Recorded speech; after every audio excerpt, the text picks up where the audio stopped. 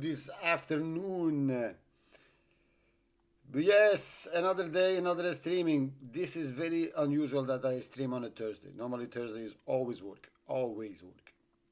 Anyway, we're gonna go to some racing, but I want you to have a look at this. Yesterday it was a fucking bloodbath. Bloodbath. We lost so much fucking money. You can't even imagine. Don't forget, guys, you do not need to fucking gamble. Gambling is bullshit. Gambling is for assholes. You do not need to gamble. If you are a degenerate asshole like me, who can't stop gambling, who loves racing, who loves the thrill, do it, but don't do it with these shit amounts. Look at these fucking shit amounts. Look. This is all been deposited last 30 days, but all yesterday with this site. All of them. All of them. I am not here to promote gambling. I am not here to promote high stakes gambling. Don't do this bullshit. Please don't do this bullshit. Please do not do this bullshit. This is one. This is the second one we destroyed. Like 999. All of this. Look at this fucking shit. Look at this fucking shit. That's it. There is more.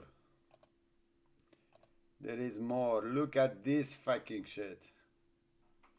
And the other side as well. You remember the red bookmaker I was betting in?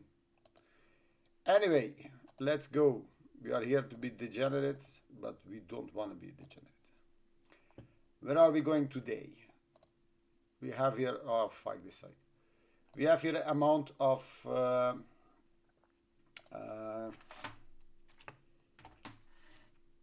wait a moment, I need to blur in some things here. Alright. We're gonna blur this one. This is good, this is gone. And this is gonna come here. Alright. We are not here to make, you know,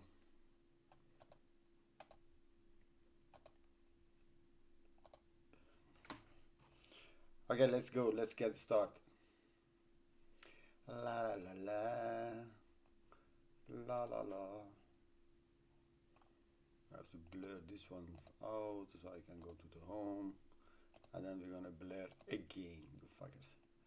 Okay, this goes out. This comes in. This is okay. And we're gonna keep this fucking shit here.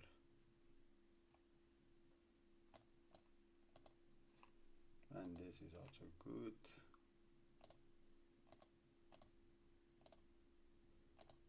Let's blur this fucking ass. Alright. Okay, this fact was blurred. Yet again, guys, don't fucking forget to watch the first 3 minutes of this live action today. Don't fucking forget it, because we lost so much fucking money yesterday. You can't imagine. Don't go start gambling. 8 out of the 6th. No, we had 8 seconds yesterday. I can make videos, put them out. Why? Why should I bother to show you somebody who's a loser, who's losing, and his horses come second? We had 8 seconds.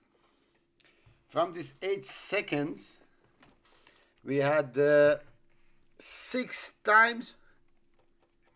We had 6 times a photo finish with less than a nose, and each time it went against us. I love racing because I don't consider racing really as a gamble like roulette or blackjack. If you go to a fucking casino, you know the odds are against you. You know you go there to lose money.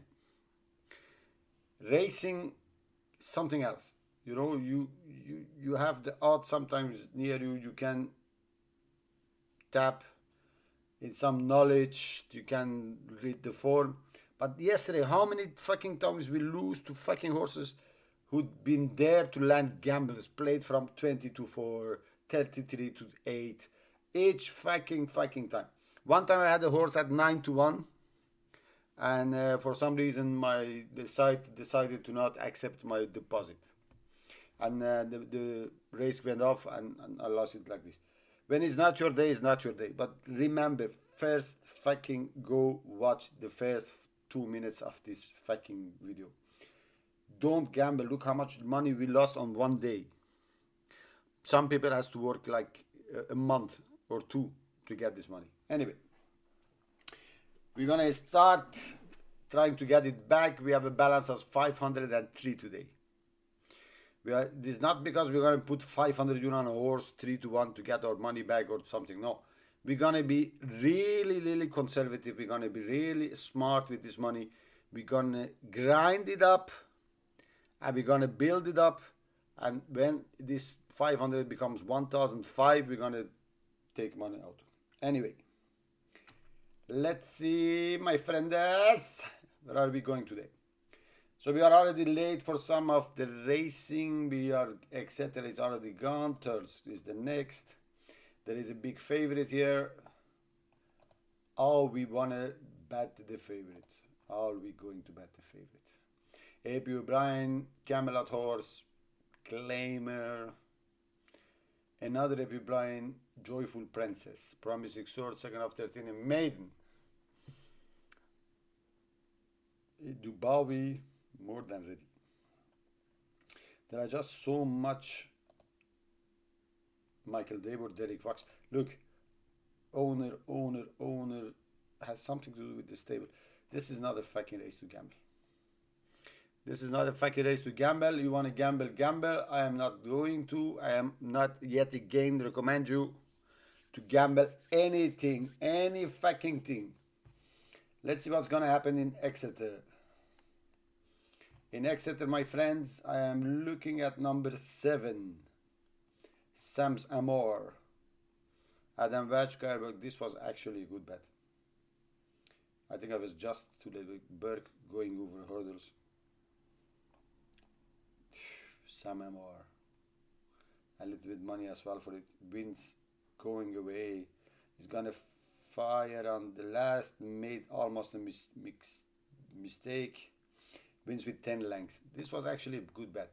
102 rating horse from Burke Stable, who is known for his flat runners. Anyway, don't cry, Argentina. Don't cry after the race. Never do.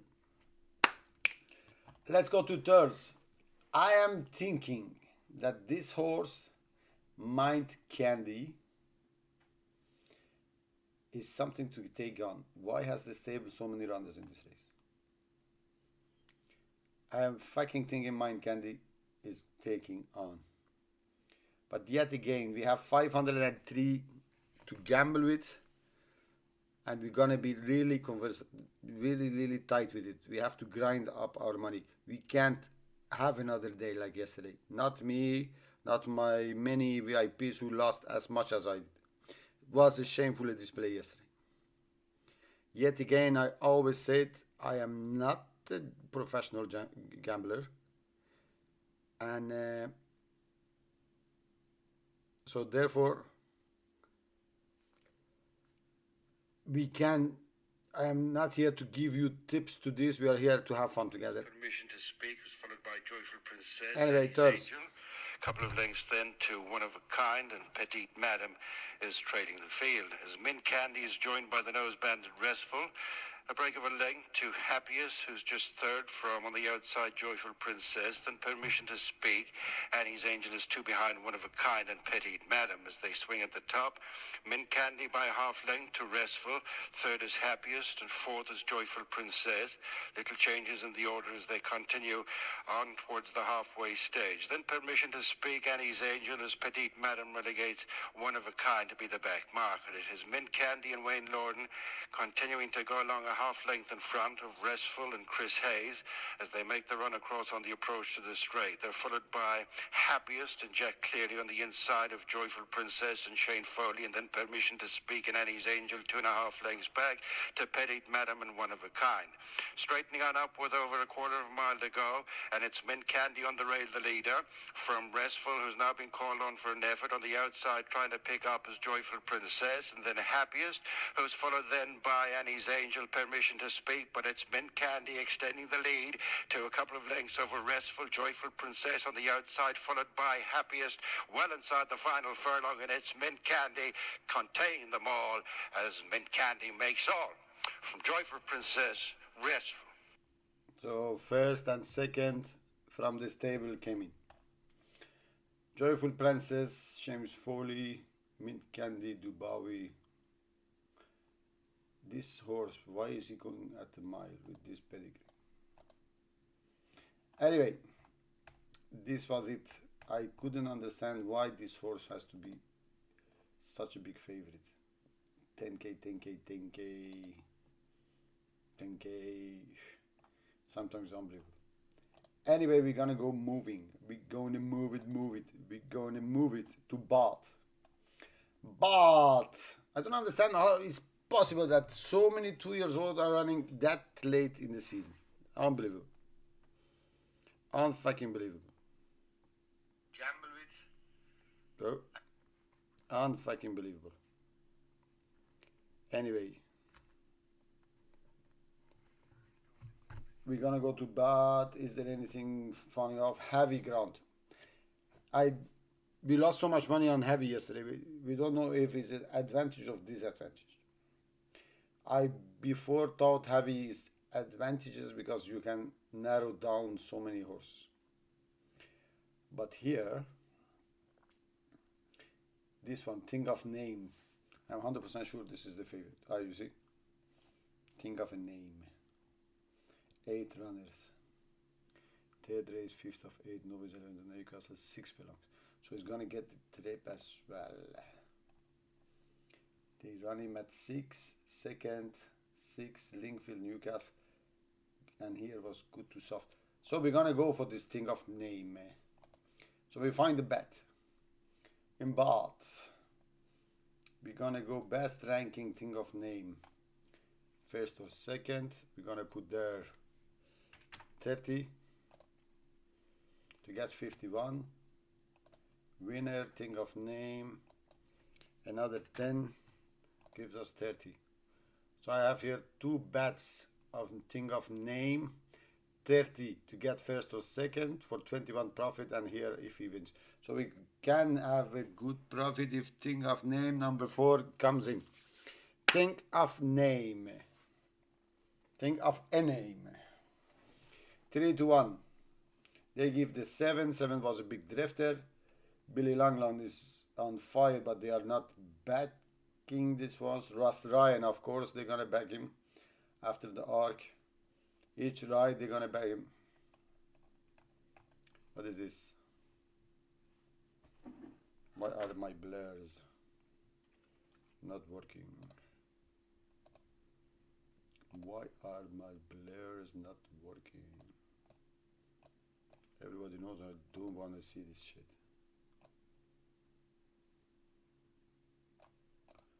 Alright then. I think each time this fucking site is mad, like each time you change sites, the blur goes off. They have like a blur protection or something to make sure the name is there. The only thing I need you to know is this one. Gambling help. Go get help if you are really degenerate like me. Yet again, guys, most important part of this video is the first 2 minutes. Go have a look. Go have a look and see what racing does to somebody if you are not careful. If you are fucking not, some horse has run away. It looks like, which number is it? I don't know. You're gonna catch him, you fucking, I think it's number 5 or 6. No, you can see it from there. Which horse is it?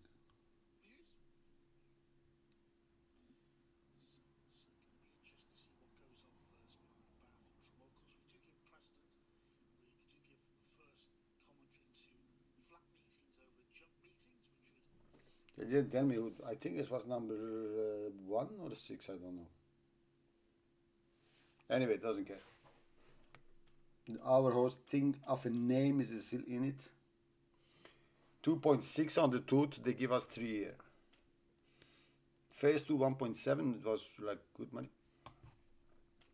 Anyway, you see this fucking side, you move and they start to show their name. Nobody cares of your name, you fucker. Who wants to know who the fuck are you? Nobody. We just want to take our money back. I am 100% sure nobody can come to the chat say I am always been a winning better or gambler online. No, doesn't work like this.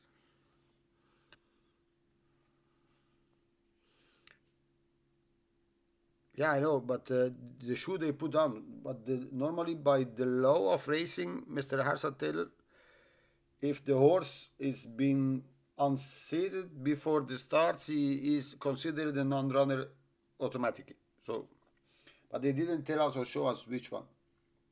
Not the case in France, not the case in US. I don't know. One thing is 100% sure. If you are an owner, like I've been, and you bring a horse to the stall, you don't want to see this shit before the stall that some horse falls. Anyway, think of a name. This is the one. We want to have a good start. We're going to start well and best. Okay, get here. Kodiak horse is still a colt, 75 races. Ocean Murphy. Ocean Murphy let us so fucking down. It was on a favorite at Campton, I think, for the Gosdens. We had 400 euro on him. Gambled horse from 18 to 6 comes, takes first run. He took it a little bit easy on the end. And then we lost. That moment of time, this was the pay of 1,300 euro. If we had it, we could calm down. We could take some, expose some calmness in us, and start to bet with our mind open, not like a crazy fact like yesterday. Anyway, 500 euro today. Why? Because I want to have fun with you guys. I want to have fun with you guys. I want to see what is your tips. And I don't want to go after 100 euro and redeposit. Yet again, we're going to be very careful with the money. Now some horse is jinking. I think it's number 8. 3 for a girl. 3 for a girl. This is a 3 for a girl. Is this guy perverted? You want to do 3 for a girl? Why you call your horse 3 for a girl? Why? What does it mean? Is it some hidden message there? Give 3 to a girl? I don't understand. Anyway, they still pushing and shoving. 5 minutes late. They're already gone on Tremor. Of course, we're gonna go when the betting on commentary on Bath starts. Tremor. Think of a name. 8 runners. There are still 8 runners. I don't know. Was there any horse taken out? Don't care. We put what first or second. Think of a name. Kodiak horse. The reason I think this horse gonna go to the soft is because he's a Bernardini horse. Bernardini horse. I am not sure, but I have seen that most horses who have American pedigree, they go in soft. They do go in soft. Still take it easy peasy. There are so much fucking racing today and they take it easy peasy. Who cares for the time? Okay guys, let's see what is the commentary of this race.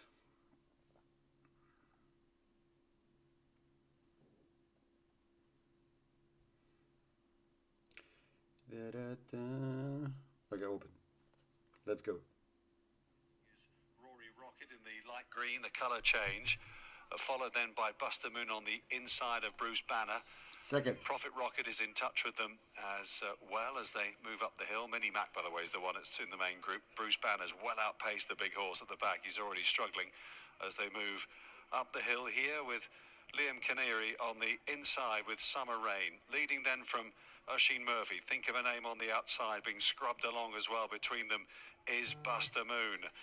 Rory Rocket in the lime green colours. Mini Mac trying to launch a bit of a challenge. Profit Rocket down the Come on, centre Oisin. under Ross Ryan coming under a Go drive. fuck yourself, Ross. But it's Think Come of on, a Name Oisin. who's found most in the closing Come on, stages. But Oisin. he's only up by half a length from Rory Come on, Rocket, Oisin. who's trying to maintain Peter, his challenge. Think of a fucking, Name and Oisin.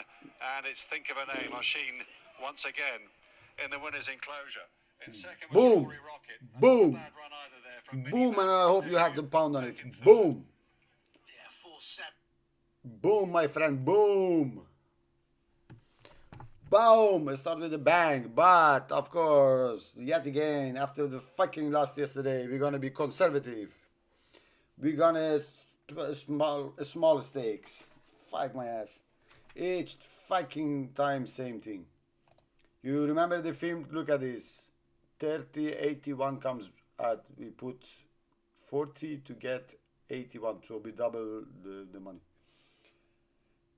You remember the film Casino? Thank you, sir. Thank you very much. Remember the film Casino? When this Japanese guy was gambling on baccarat, I think. They bring him back, and he start to play like $3,000 a hand. And then he said, I am not worried that he only plays 3,000 as he has won couple of millions, because in his mind each time he wins he's losing 29, because the max bet he could put on a baccarat was $32,000. The same fucking shit here. Put here 300, 100, we take 400. But anyway, Tramor, what's gonna happen there? Let's see if we can find the winner. Kings, what the shit is going to happen? Tramor, the horse is coming out. He's going to win, and he lost on the head. I think is the Bledger. The 6 beat 4.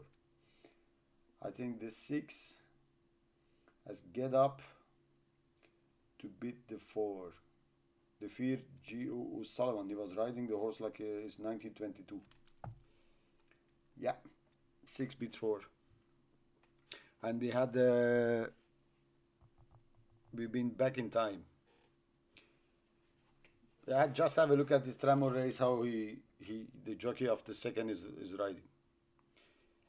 Anyway, we are here to stay. Okay, guys, let's move on. Next race, Air. Are we going to make a profit there as well? Let's go on Air with no wings fall on our asses. Hornissa Bay. Omara, New Base, Zaphony, so it's going to stay longer. 5-1 looks a good promise when winning 11 running novice at course. And this is good to film. Good to soft now. On debut 3 weeks ago by 3 lengths from reopening Bambalam. Carries a penalty and looks sure to progress and win more races. Of course, it's going to. But you motherfucker, there is a French bred horse in the things of Bambla. And there is a Galileo horse here as well. Kyle Burke just won over the hurdles there. And there is a Jardine horse as well. 100 to 1, go fuck yourself. So, are we going to bet at Air? I am not. I am not. Tell you why. First, I do think that there is any depth in betting races like this. I tell you why. Because this is a race made by bookmakers. Made. It's like they created a race to win money. 7 runners, 2 places, go fuck yourself. 1 horse carrying a penalty, just won 1 race over the course and distance, very good. You are a good horse, Omara, alright. But you never know what's going to happen second time out. There is Bambalam, who has been twice ridden Persian King's horse, the Spence's horse, Paco Boy, Colt Still. He can be anything. So if he wins, you can't argue or cry. Last time odds on favorite beaten. There is another Colt Ocean Dream mare, Galileo's horse, Christoph Lieberg. Yet again, if you've been beaten by Last Galileo, you can't argue. I don't play in horses. Horses or races that I cannot argue. I love to moan. I love to argue. I love to put shit out there. Anyway, if I was a betting man, the only thing comes to my eyes is that Horn's Hornsey Bay, if you want to call it like Horn, they wanted to call it seahorse, and then they changed the name Hornsey, you assholes. Okay, Hornsey Bay. He was odds against, he's odds on even on the changes. But are you going to risk be the fucking bookmakers 100 to get 60? Are you going? And the guy who talked about darts yesterday, I had a winning bet on darts, 30 euros, 60. On the Welshman one, Johnny. First he lost the first game or first leg, you call it in darts. And then I said to myself, what the fuck you done? The guy is 50. He can't see. And big belly, everything, he's passive prime. And then he came back and he won everything else. Darts. I don't understand how you can back anybody in darts with, good feeling that these guys are not going to throw away the game. Barneveld, they all talking that he throw his game away. Anyway. And now they have this new rule, they have to start with the double. But they have paid so much money, these fucking dart players. Fucking believable. 200,000 pounds, 150,000 pounds, 50, 60, 70,000 pounds for a small tournament. It's unbelievable. It's like they pay so much money on prices so they don't cheat. Everybody cheats.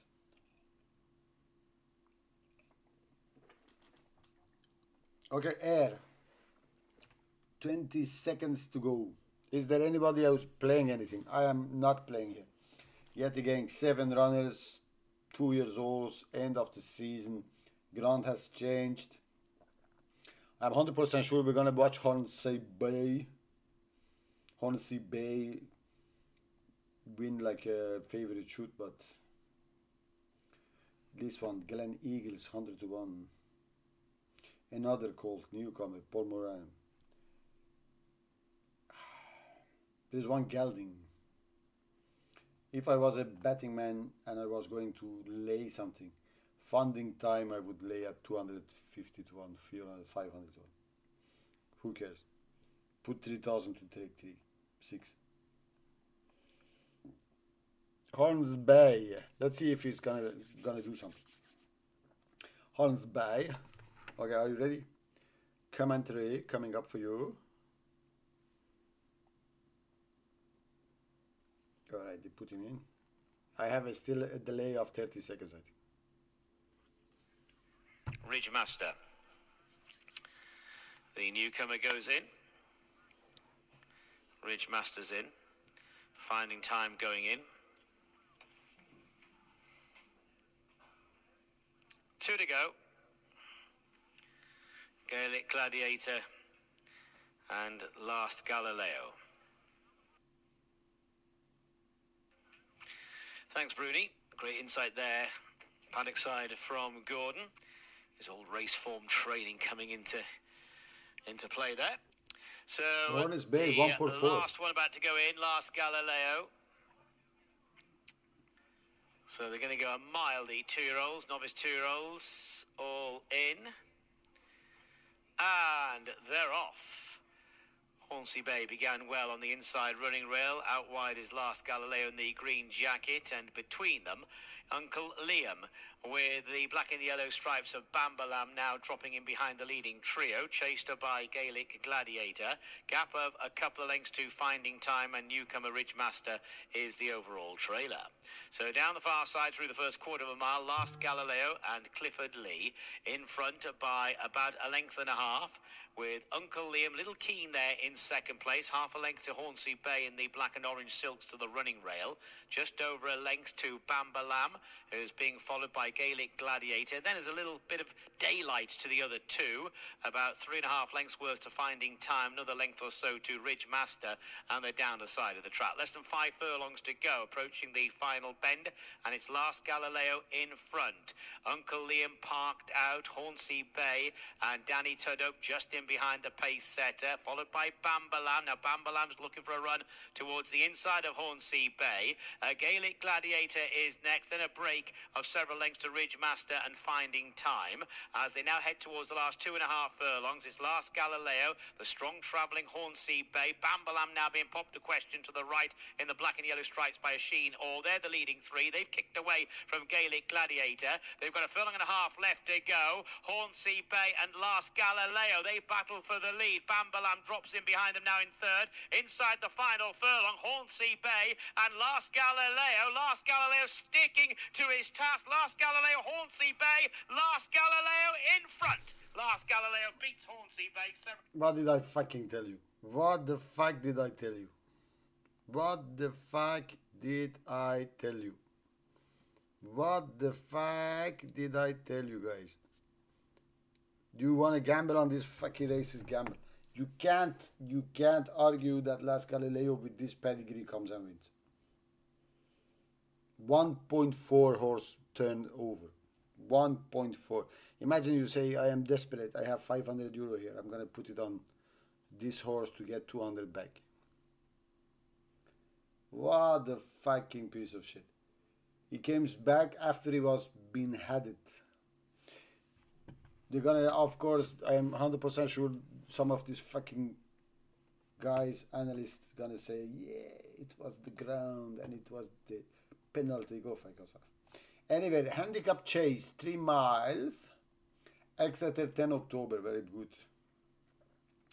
What do we have here? We have here Magical Escape, second favorite. So the betting is between 3 and 1. The 3, Captain Nicholas, dual holder winner lately, Tilimal Chase handicap in April. A point background provides hope. Provides hope. You want to put your money on hope? They win better things over fences this time round. Big player for top yard, yeah, of course. Has he gone nicely fresh? Wins fresh, second time fresh, wins fresh. Wins fresh. Does he get the distance? Here he does. 2 mile 3, not good. Here is distance keen. Keen track leaders, lepers had a bad mistake. Second, heavily east. Heavily east. Prime Frost. Heavily east. And this one, Getaway. Does he get the trip? He does get the trip very well. Wins by 9 lengths, goes up. Starts the life at favoritism 122. Goes on 119. A heavy ground, no stress over there. This is good to firm according to these fuckers, and is still down 150. Which one you want to bet? Which one you want to bet? Is there anything good here? The weight is not such a problem. And the pace, my friend, pace. Everybody on the front, they're going to take each other on. On the looks, they are near each other. The Nicholas horse looks better, bigger, nice his head. And he looks ready. You know, he looks all trimmed on. €2 there. Are we going to get some value there? Are we going to get some value there? 237. 544, they already paid out. You see? This is my dart bet. No, this one. Clayton. Clayton, look at this fucking shit.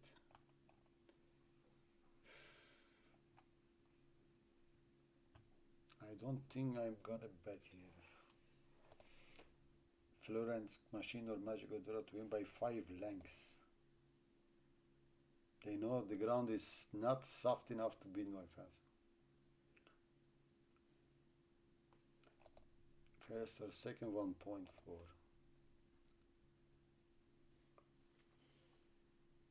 What are we going to do? There is one playing up in behind. I think it's the favorite. I'm not 100% sure because it's not the favorite, or is it? No, it's number 5. Who doesn't want to go with the rest? Others are really, really nicely done. 74 against 76. Anyway, they are gone. I'm not gonna bother you like right away with the commentary of a 3-mile jump race. You know what we're gonna do? We're gonna see what's gonna happen. We're gonna see if something else coming up and thirst. Is there anything good here? One shitty race after another. Why are we gambling in midweek? Let's Exhibit, etc. The favorite has taken it up. And it jumps nicely as well. Let's go to the commentary of etc. We're gonna see what's happened.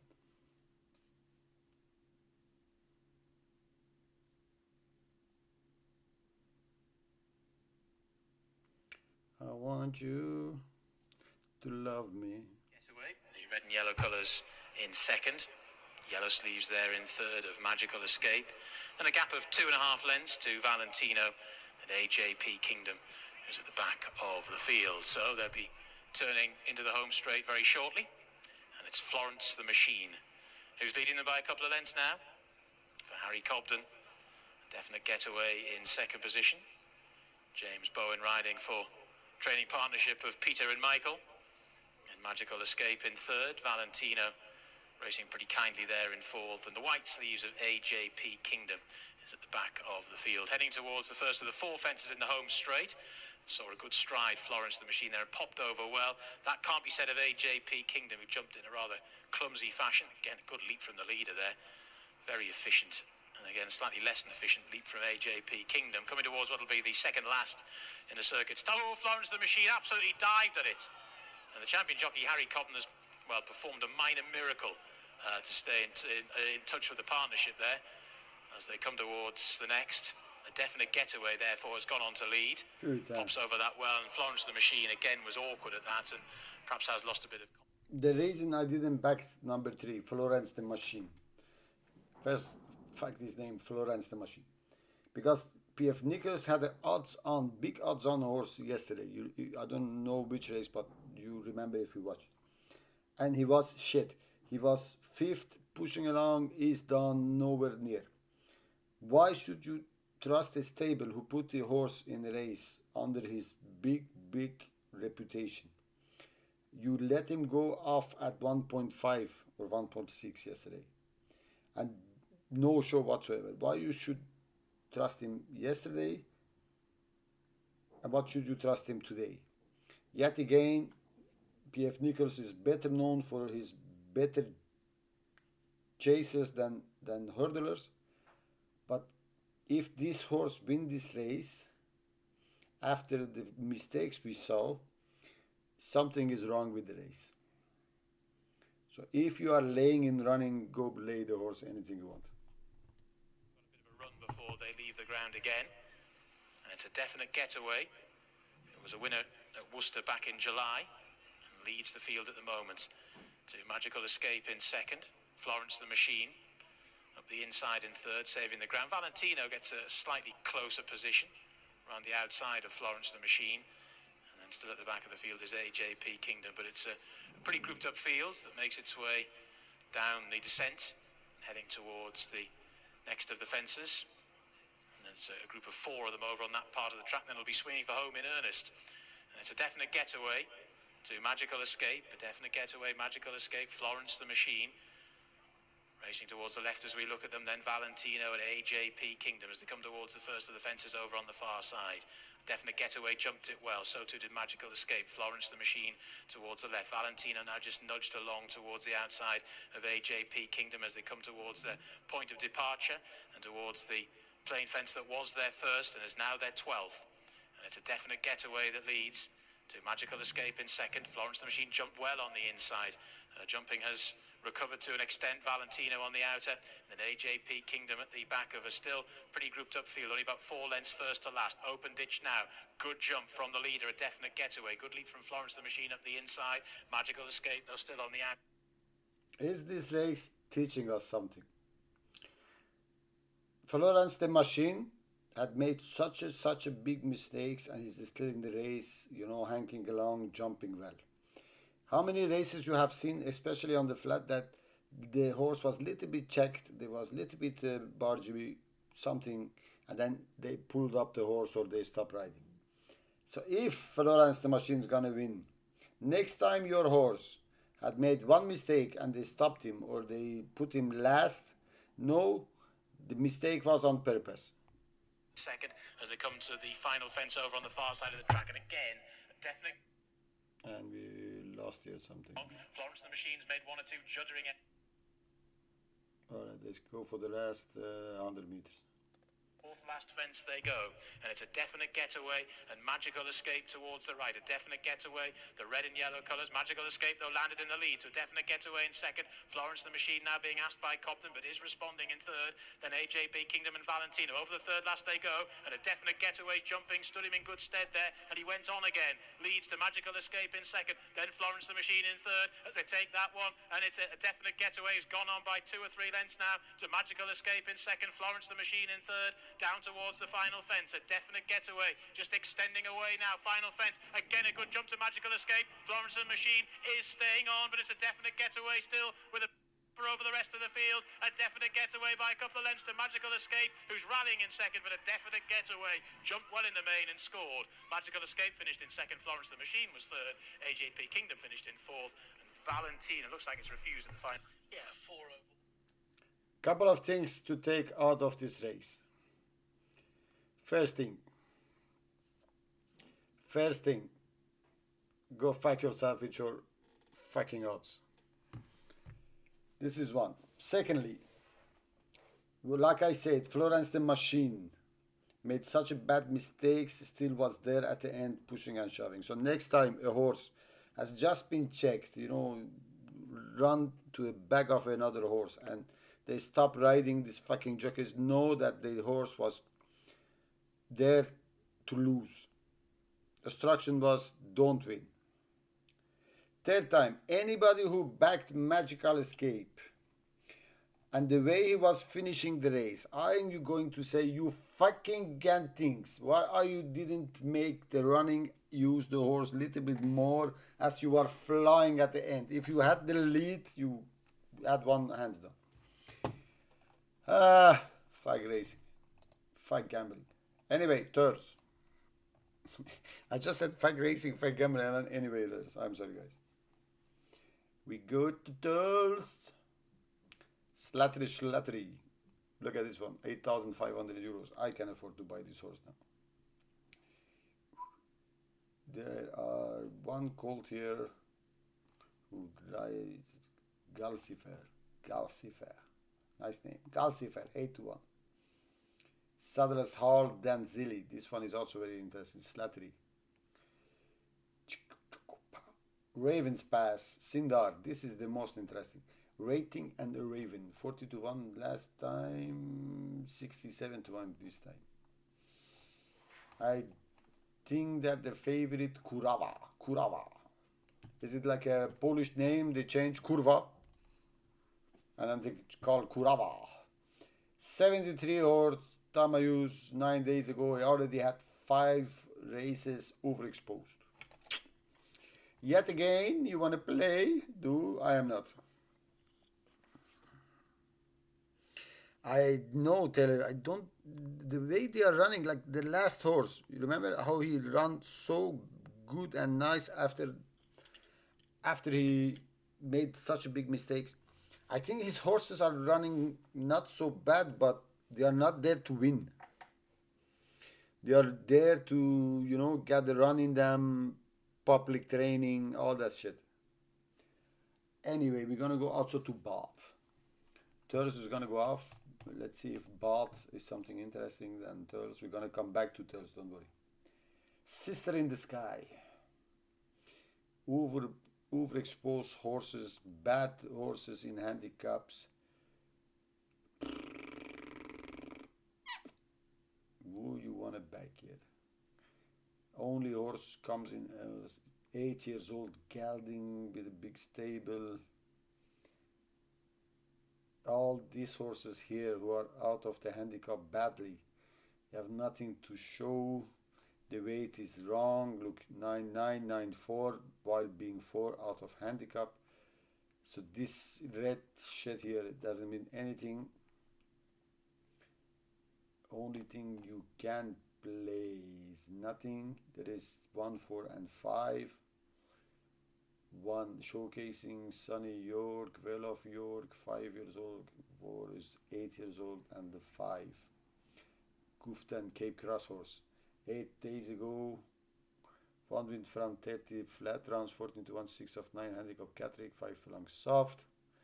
8 days ago, others make more appeal. Red Shore City, but let's see, Red Shore City.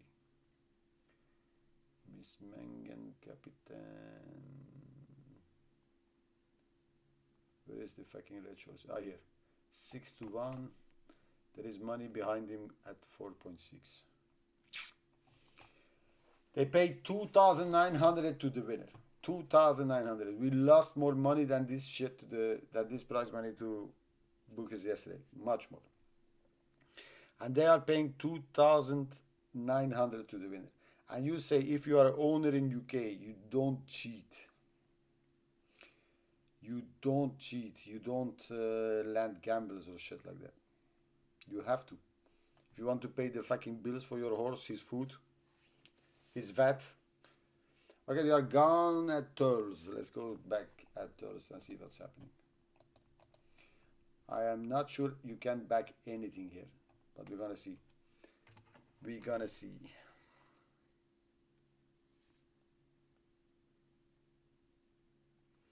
I am sure.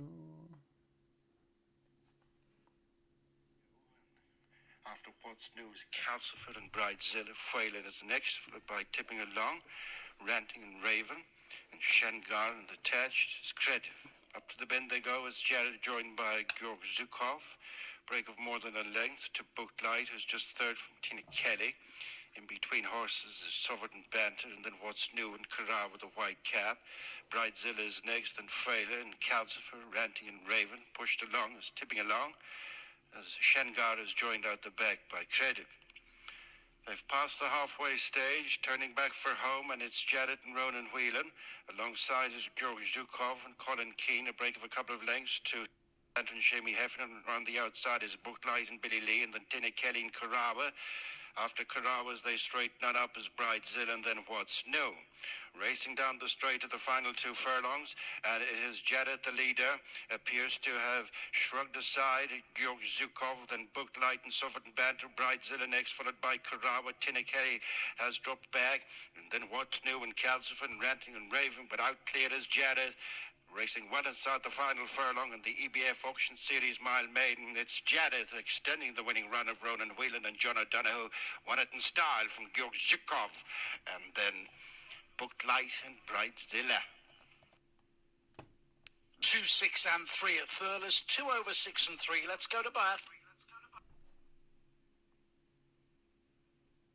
Okay, let's go. Fuck it.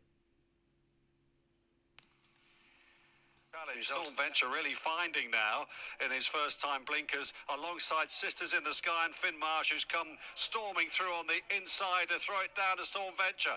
Sisters in the Sky up the centre just from Storm Venture, and Sisters in the Sky goes on to win by 2 lengths. Storm Venture second, back in third Red Shore City, fourth home for Renzi Rosa. 1, 6 and 5. 1, 6 and 5 at Bath. 1, 6 and 5 at Bath. So the gamble not landed at Bath. Good, good, good, good, good. Good, good, good, good, good. Very good. Landed, no gambles there. These races we have to go. Okay, we're gonna go with Tramor. 3 minutes to off. 2 mile. Soft impressions holder race. Is there anything good here? Fame and Glory, Dylan Thomas, Pitello, Frozen, Bobby's Kitten, Westerner, Pull Up, Dark Angel. 80 to 95. 80 to 95.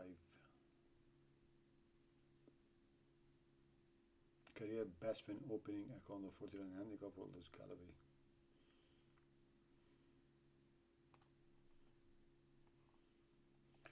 Another bold bid is acceptable. 81.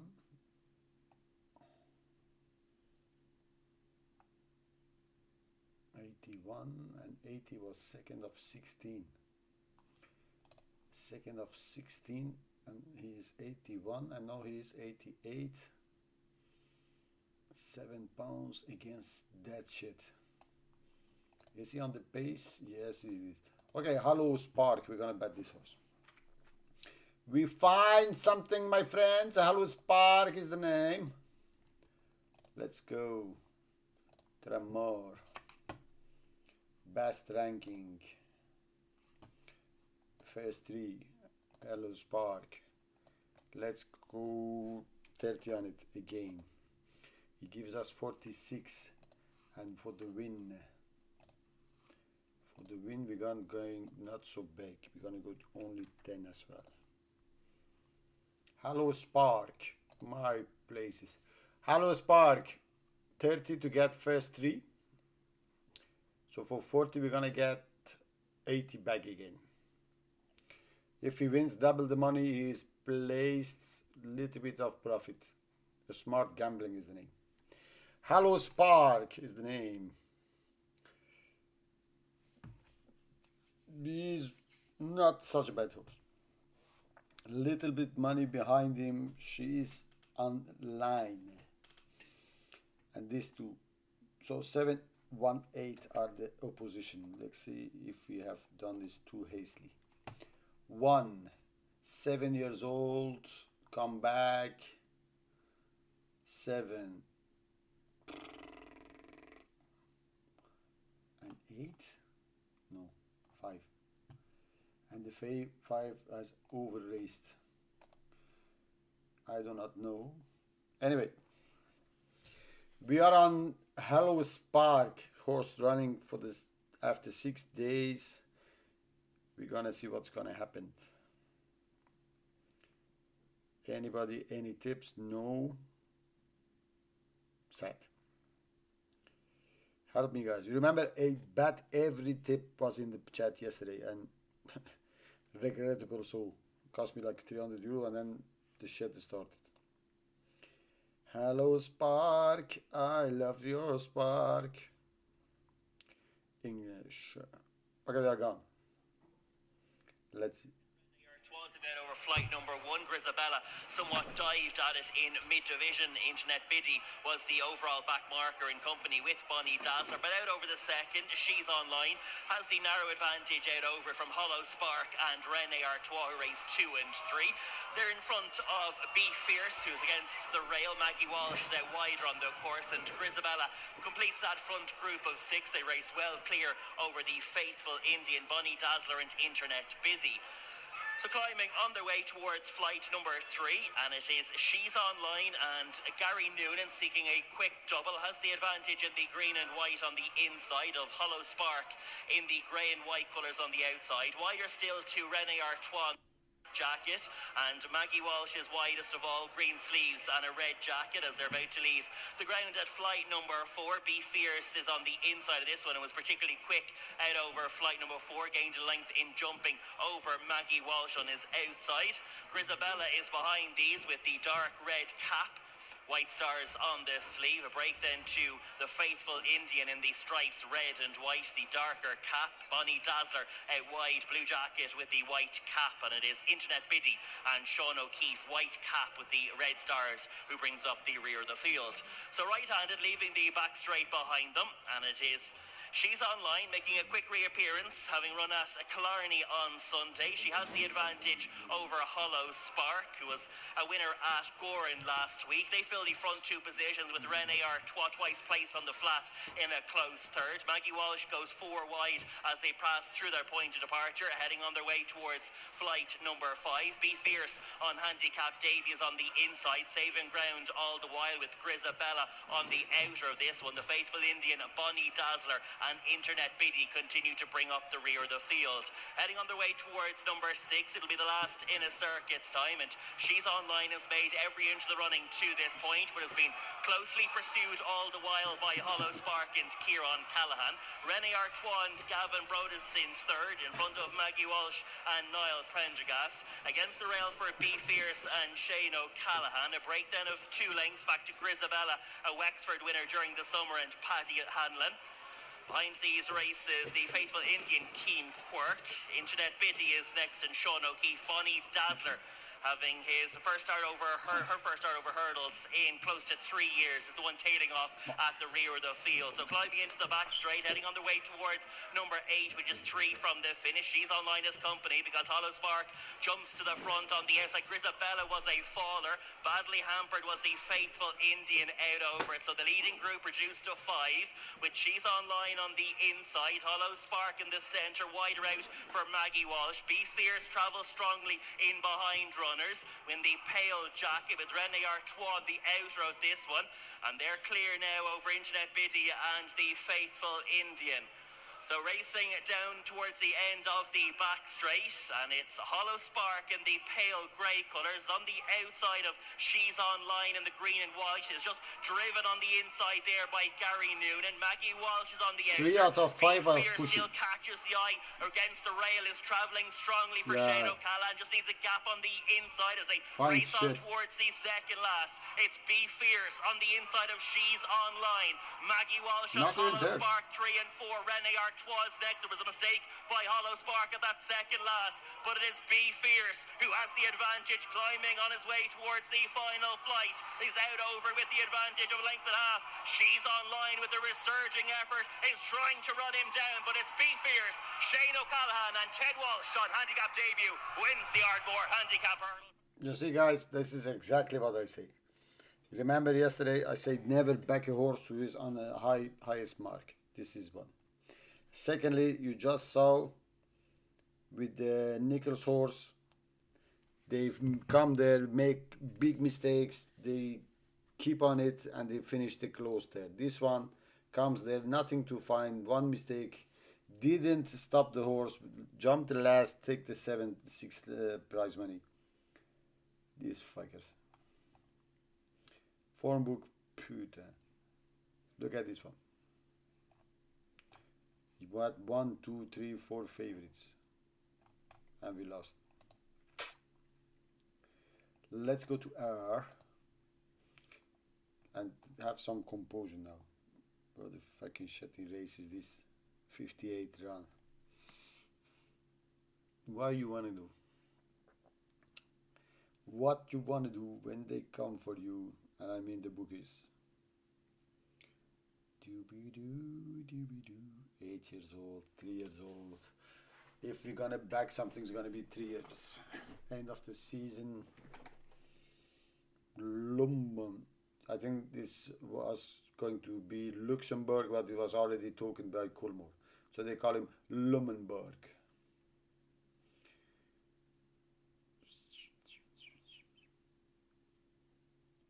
I don't think this Lummenberg is a bad bet. 4.2. So we're gonna go with the Lummenberg. Same shit. Something to get play, something to win.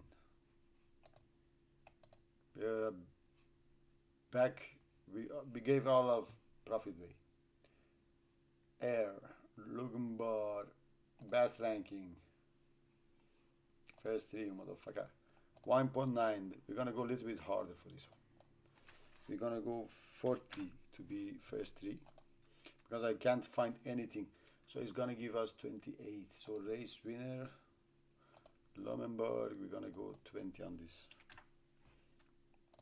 Gonna give us 110.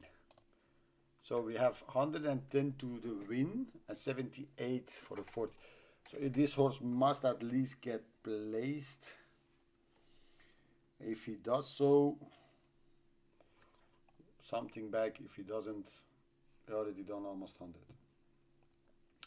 Lumenberg. Why did I back Lumenberg? Lumenberg. He was second favorite in the morning. Acclamation. Course distance. He's at form. He wins 15 days ago. He comes there. Who is against him? Alpine Sierra. 9 days ago. Big weight. Bad in rating. No love there. Then you have any Jim Cobbler. Jim Cobbler, why you should? Because the jockey, maybe because the connections. Anything has taken any money. Jim Cobbler has been backed. And then you have Darbucks. Darbucks, you want to back a horse with this shitty race, shitty rating. Darbucks was also backed. It means there is no love for Lumenberg. Actually, so if you have to follow the betting, is a bad bet. If you need to follow the betting here, Lumenberg or fuck my ass Borg is very bad. Let's see, is the rating of 56 justify any shit?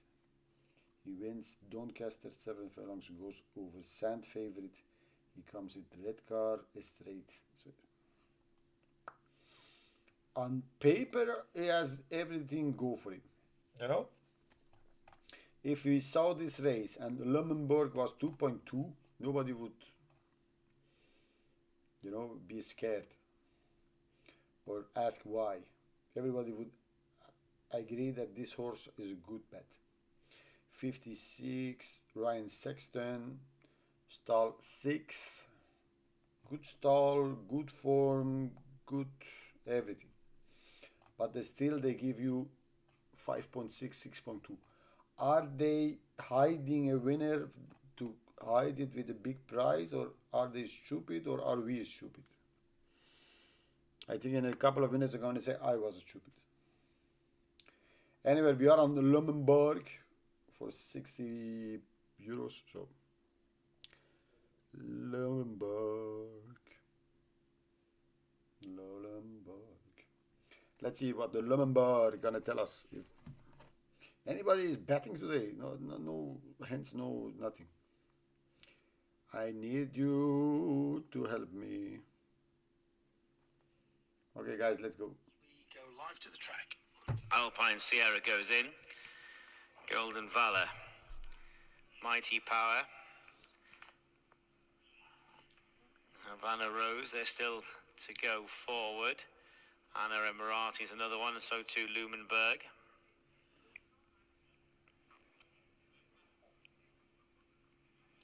Three to go. Anna Emirati, Lumenberg, and Havana Rose.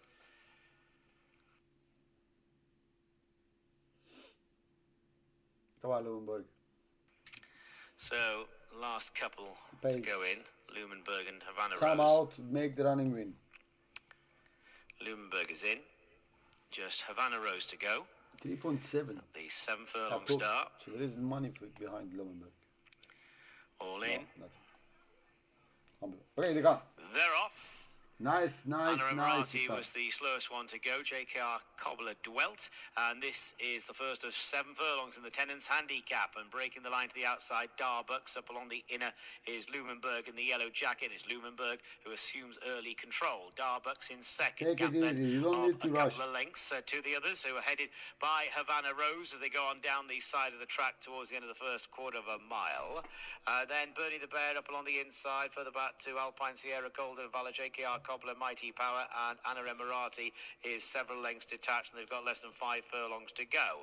So with the lead is Lumenberg, and Ryan Sexton has a narrow advantage with Darbuck's red, white and blue jacket up along the outside in second place. Havana Rose is just in behind them as they now turn into the straight and head down towards the final 3 furlongs. Bernie the Bear, Alpine Sierra, they follow, then Golden Valor, JKR Cobbler, Mighty Power and Anna Emirati. So they're inside the 3 furlong point with Lumenberg to the right, coming under a ride, now headed by Darbucks and holding every chance Havana Rose. Wide of that one is Alpine Sierra, JKR Cobbler, purple and white jacket is to the extreme left, and it's Darbucks trying to kick for home.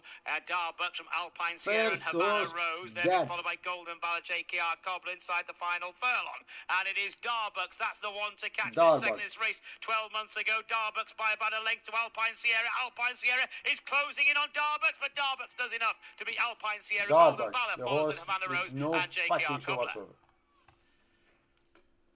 4-1 and 7. 4-1 and 7. Darbuck's going one better. Guys, how can you not be fed up with fucking racing these days? How is it even possible to not getting fed up with this shit? How is it fucking possible? The first horse to come under pressure and nothing to show. Nothing to show. Lumenberg. Miss J.A. Comacho. Let's see what the fuck is this bitch doing. Current form. Beaten. Sexton always beaten. Last time they won a race 26 September.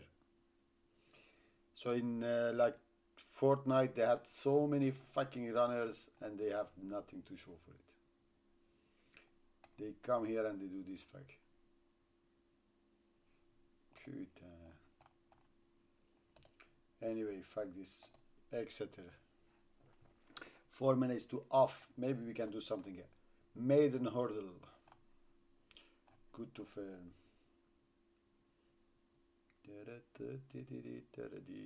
Doyen filly won. He only had 2 rounds to modest lever to make a winning bumper. Form was less than straightforward, alright. Captain.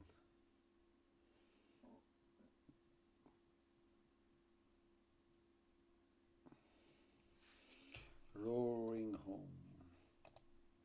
Let's see what she's doing. We'll have 1 circuit left to go. El Marla and Miss Motivator, Roaring Home following, and Asian Star is keeping a close eye on Roaring Home. 2 market rivals. Jeannie's Girl is next. Briary B is travelling fine for Gavin Sheehan, but buried behind horses. Then Marco's Light Wilmcote, Devon Skies, Dunstall Angel, and chased along at the back is Don't Worry, We Got This. So heading towards the end of the back straight. Coco Madonna, almost joined by Spinover. Along is Devon Skies. Up against it is Marco's Light. Don't Worry, We Got This a little detached as they're on the run back towards home and starting to queue up in behind the leaders. Coco Madonna squeezed along, Spinover, Roaring Home and Asian Star now coming to make their challenges at the same time. They're followed by Gail Marler, who's off the inside. Dunstall Angel, Wilmcote running a nice race. Heading down to the final 2.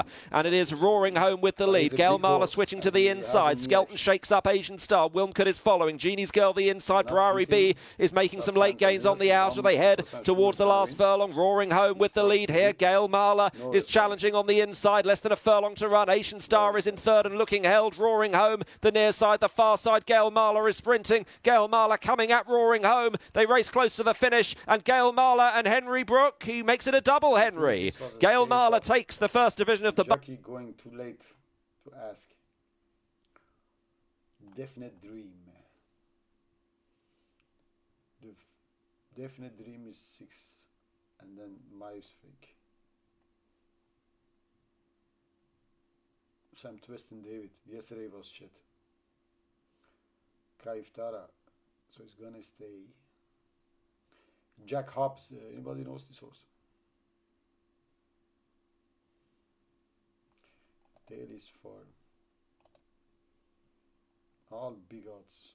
All big odds, wins 1 here at big odds, big odds. He had never had such a small year. Pulled up with Cobden. So each time he has a good horse, you put captain on it. And now as well. Okay, we're gonna back this Roaring Home. We're gonna back him and we're gonna hope. Fingers crossed. They pay something, I don't know why. What did they pay? Anyway, Exeter.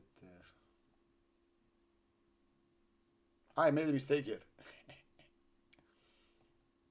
Doesn't matter. Roaring Home, this one, we're gonna put this one 100 on top.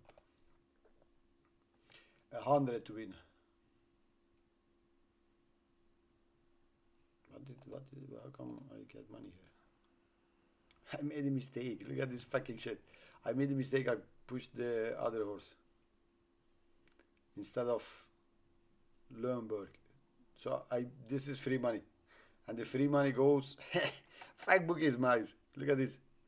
And the free money goes to Roaring Home. God damn once. Imagine I had bet this 200 euro.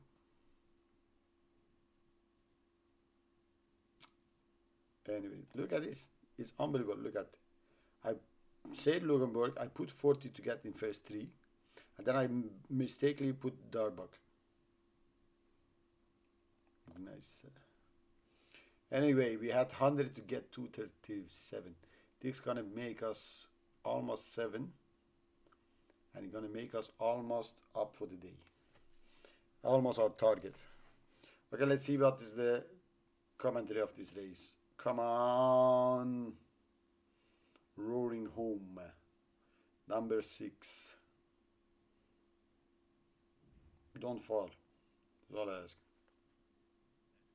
And as fast as wind, dropped anchor at the rear of the field as well. Those two already 4th place. About 6 or 7 lengths off the pace, which is not a desperately strong one either, as they pass us with a circuit of the track still to get round. Mavis Pike, the leader, 2 in second position. Soleil d'Arizona just taking a little bit of a hold. Then Definite Dream up the inside there in the green and yellow colours. Green and yellow colours and a black cap for Roaring Home, who races in 4th. Then we have Flyover and Basilet, both in orange and black. Flyover in the striped colours or hooped colours.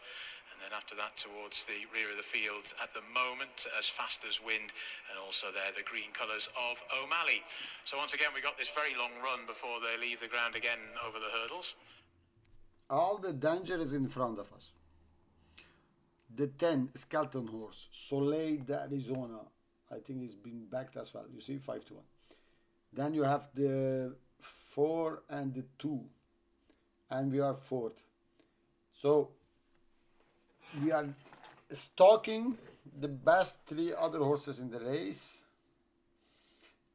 thinking that none of them is good enough to get the 2-3 lengths starts on his own way. I don't know if this is a good tactic or not. I am not captain, I don't know. But the horse has his ears pricked. We're gonna see. And Flyover still towards the outside. Hurst Hill, right on the inner is Basilet. O'Malley, the green colours, last but 1, and right at the rear of the field is as fast as wind. So we've got 4 flights of hurdles to jump on this part of the course, and Soleil d'Arizona jumped that one well. Mavis Pike in 2nd, followed then in 3rd by up the inside Definite Dream. Then Roaring Home, we jumped that one well. Then Basilet, followed by Hurst Hill and Flyover, and still at the back of the field, O'Malley and as fast as wind. So they took that one pretty well and making their way towards the next. And Soleil d'Arizona just opened a bit of a lead here now. Harry Skelton decides he wants to try and put the foot on the gas a little bit to Mavis Pike in 2nd. Definite Dreams had a nice toe into this going round the inner throughout. Then on the outer, Roaring Home in 4th position, followed then by Flyover and Basilet, and then Hurst Hill, and the other 2 have been a long way behind since Flagfall as they come towards the next. And Soleil d'Arizona jumped that one nicely, leads by about 3 lengths to Mavis Pike, who's racing in 3rd. Definite Dream still moves stealthily up the inside of Roaring Home, who's racing now actually up the the inner of Definite Dream as they start to make the turn out of the back straight. They'll be swinging for home soon.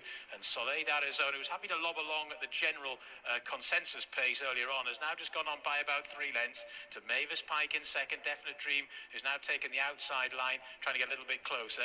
Then up the inside, Roaring Home. The rest are being worked at and, tailed off at the back of the field as fast as Wind and also O'Malley. So they've swung for home. 3 more flights of hurdles left to jump, and Soleil Arizona for the Skelton team. This French import leads at the moment by a couple of lengths. Towards the third last they go. Just went through the top of it a little bit. Mavis Pike in second, Roaring Home in third. Definite Dream now being asked for everything in fourth, not finding a great deal. Basilette's trying to stay on a little bit from the back, but it's Soleil Arizona that leads them at the second lap flight and jumped it well. Mavis Pike a little awkward in second. Roaring Home's trying to do exactly that. The black cap now moving into second spot, but has got to find 2 or 3 lengths quite quickly. Down towards the final flight they come. Soleil Arizona to Roaring Home, who looks the danger. Soleil Arizona didn't jump it particularly well. Roaring Home is now building up ahead of steam. Soleil Arizona and Roaring Home. Roaring Home now is beginning to get up, but it's Roaring Home that goes on. And as they race up towards the line, Roaring Home, beautifully timed by Harry Cobden, beats Soleil Arizona into second. I was going to shout and get angry with this fucking jockey again. As I said last time, he needed all of his might of the jockey to get even close to the winner, and this time he stays behind the jockey and keep it late. But no complaints when you win. You can't complain when you win. This puts us 600, almost 7. So 200 up for the day. So guys, when you are 200 up for the day, coming from losses like yesterday, should we go a little bit more slowly, a little bit more conservatively? I think so.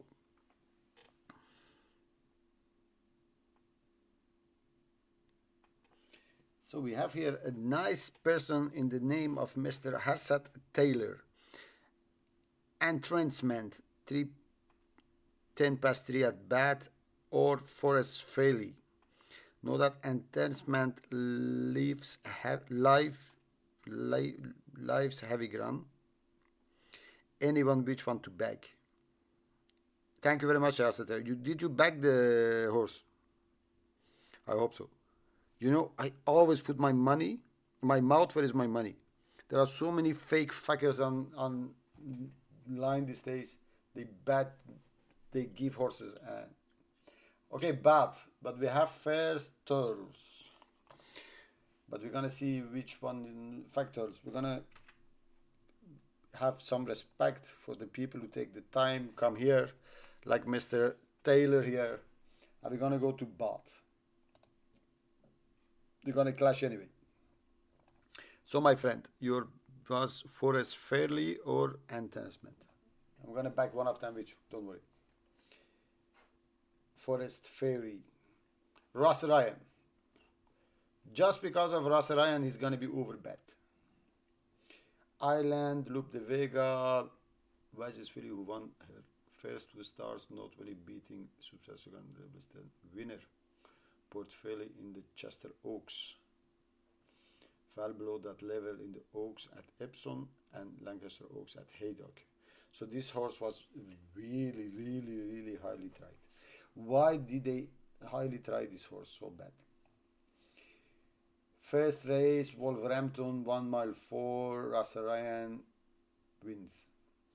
Comes back at Chester, 1 mile 3, Russell Ryan wins by a hat.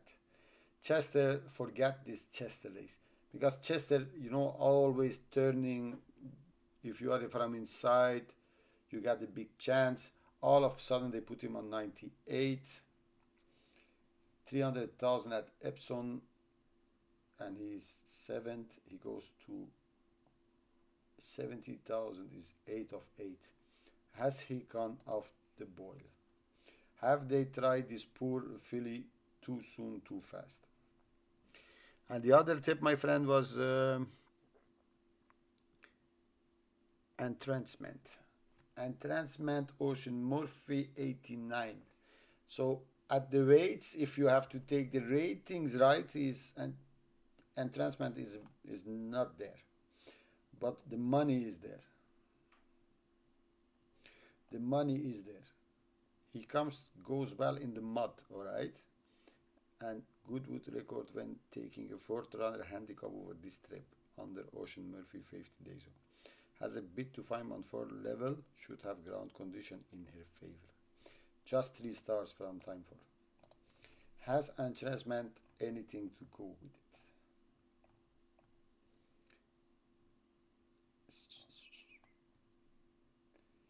He wins 25k. How much is today?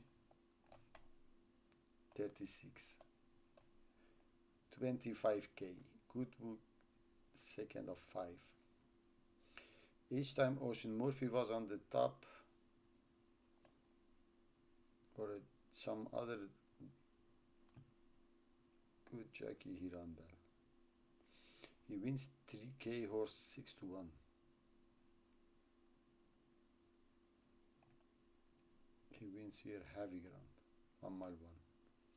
This guy is such a fucking shitty jockey, Benoit de la Salle. So if he wins there, he goes from 70 to 81, goes down, goes up at the... I am not with one of them. Not one, not the other. Fairy Grand could come back. Harry Davis, Cry for the progresses for you as placed listed level on the last to start.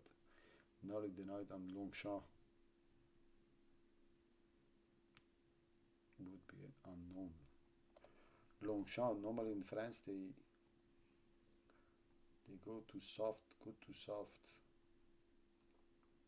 Newmarket, good to firm. Wins in his Donald Captain slow. I think myself that you have to go with Fairy Glen.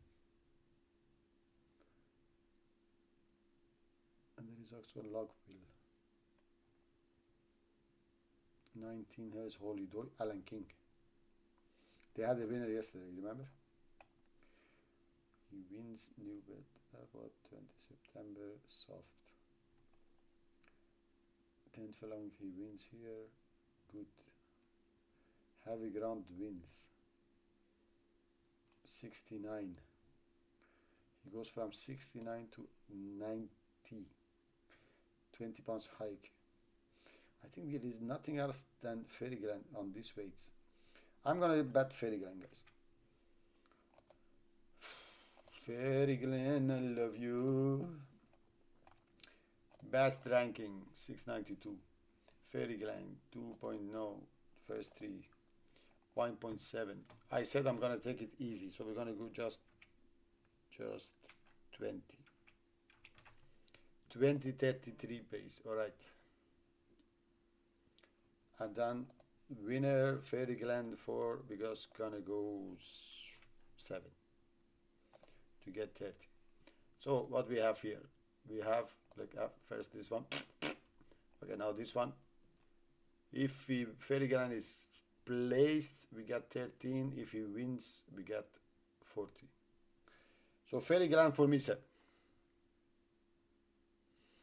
And Entrancement for you. So neither, you know. Entrancement can win. Come on, Entrancement win. And Fairy Glen get second. I am happy with this result, sir. But first, let's see what's gonna happen there. I think they're all in. Long race. Sophie waves the flag and the gates are back. They're off and racing for the British Stallion Studs EBF Beckford Stakes.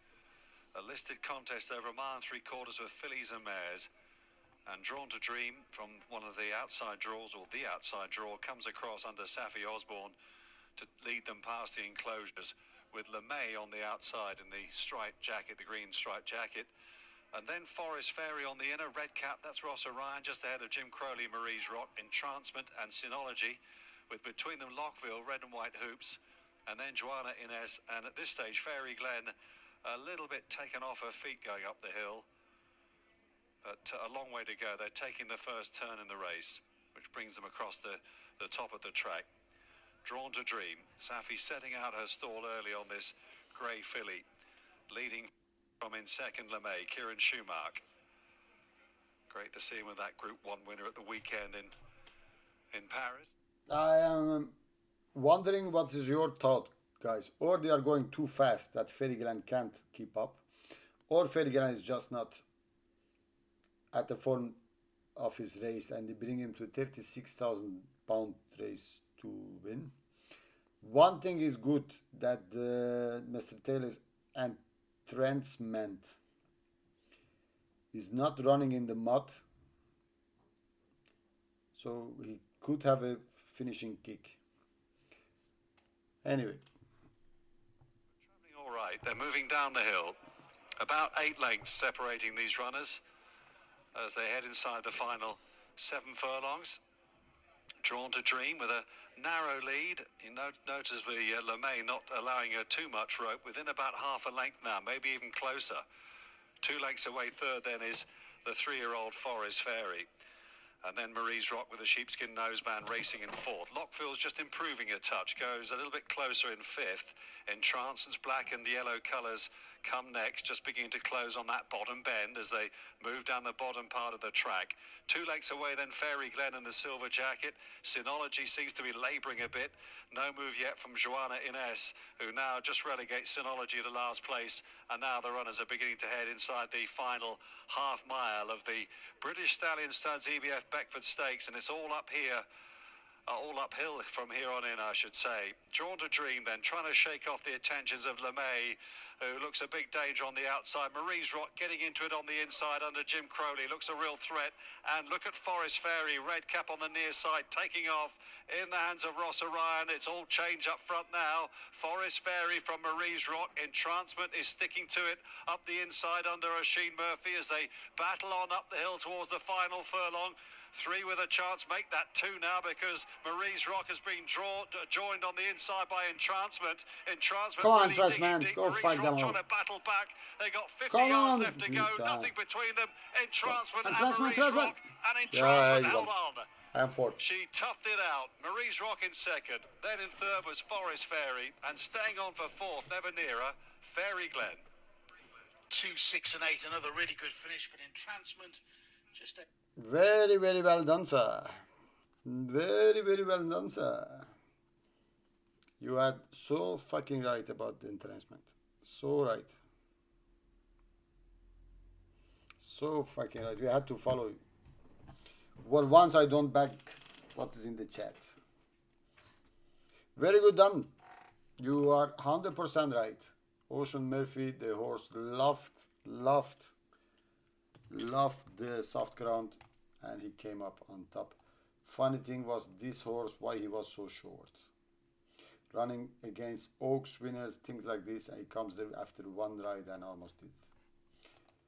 Unfucking believable. Tramor. Where the fuck is Tramor here? We have here Savanta.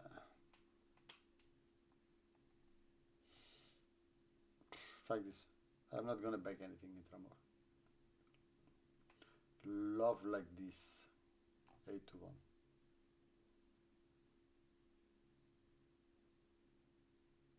Maiden hurdle. Look, a good prosper making a winning bumper. The wood puncher stranger. I dropped away tamely. I killed it. He dropped away tamely and he's 1.8. Savante. Cool Park. Mullins. Just, I think this is for the connection. Anyway, they are gone at Tremor. Just see if we can study some form, but we have all the time of the world. And this is such a fucking open race. 2 bad races coming up. First Tremor. Let's see if Savante, Gambledon horse, who was dropped away tamely at Killarney, following Mount, but there's still an interesting holdering debutant. If he's gonna win. Savante. Yeah, Oisin, you know, after yesterday, you backed it 3 times. You let me down 3 times. Anyway, very good done, Taylor. Very, very, very best done.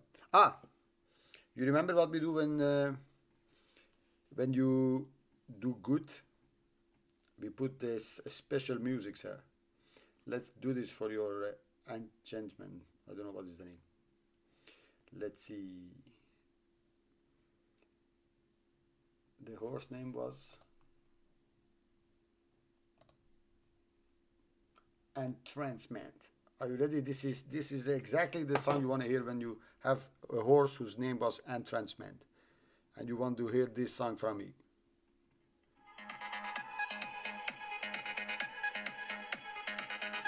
Entrancement.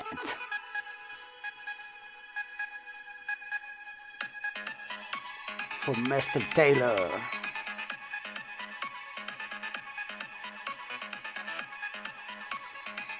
Entrancement.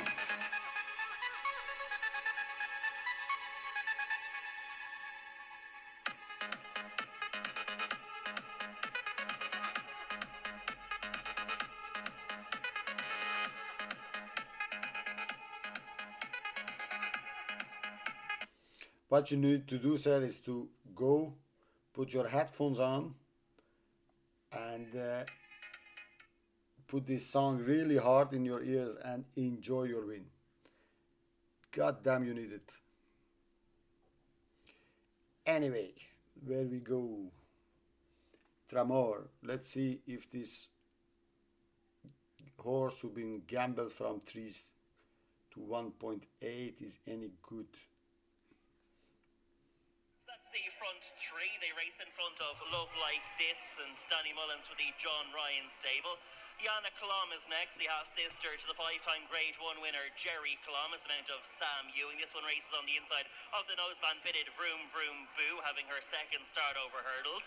She's in front of Shul Molly Shul and Liam Quinlan. Behind these, Principal Charge, the second of the Colin Murphy runners, with Positive Mindset on hurdling debut last but one, and Kipping Lady, one of the outsiders, already under pressure and is being ridden along by Sean O'Keefe. So heading on their way towards the next flight, number 7, Cool Park, just being harried somewhat by the loose horse, but is safely out over the first of 2 in the home straight, as Positive Mindset and Kipping Lady 2 towards the rear of the field again, being ridden away from that as they head out over flight number 8, Cool Park, to Weir Lane. They fill the front 2 positions. Savants travel strongly for Connor Stonewalsh against the rail in the black and white colours. Is in front of Love Like This and Yana Colum, white with the black cap. The noseband of Vroom Vroom Boo is racing 3 wide on the right-handed bend out of the home straight. Shul Molly Shul, Principal Charge are next with Positive Mindset and Kipping Lady. Heading on their way towards flight number 9. It's 4 from the finish, and Cool Park still with the advantages. Made every inch of the running to this point. Principal Charge was on foot perfect towards the rear of the field. Was briefly ridden away from it. Further reminders for Positive Mindset at the tail of the field. But as they head on their way towards the third last, Cool Park with Weir Lane. Savant was on foot perfect. Slightly slower some of her rivals. Mistake by Positive Mindset at the rear of the field. And the field just beginning to get that bit more stretched out. About 15 to 20 lengths would cover the 10 runners who are still headed by Cool Park. Weir Lane and Sean Flanagan on her first start in just under a year has travelled strongly in the white colours to this point. Savant still goes well for favourite backers on the inside. Vroom Vroom Boo is next. Yana Kalam can't pick up. Shul Molly is behind these as they race out of the back straight. Still 2 flights of hurdles to be jumped in the Irish Stallion Farm EBF Mares Maiden Hurdle. And it's Cool Park and Paul Townend. Savant and Connor Stonewalsh looms now as the big danger and possibly shows her nose in front as they go towards the second last. Weir Lane can't quick in the front 2. Little separated them as they went out over the second last. But here is Savant in the black colours on the right as they run towards us. Cool Park, the 2-tone blue on the left. And Savant possibly seals victory with the faster jump and over the final flight. And bouncing back from a disappointing effort at Killarney last time, Savant wins this for Connor Stonewalsh. The way this Savant was flying at the end, unbelievable. Next time out winner, I think. The favorite obliging.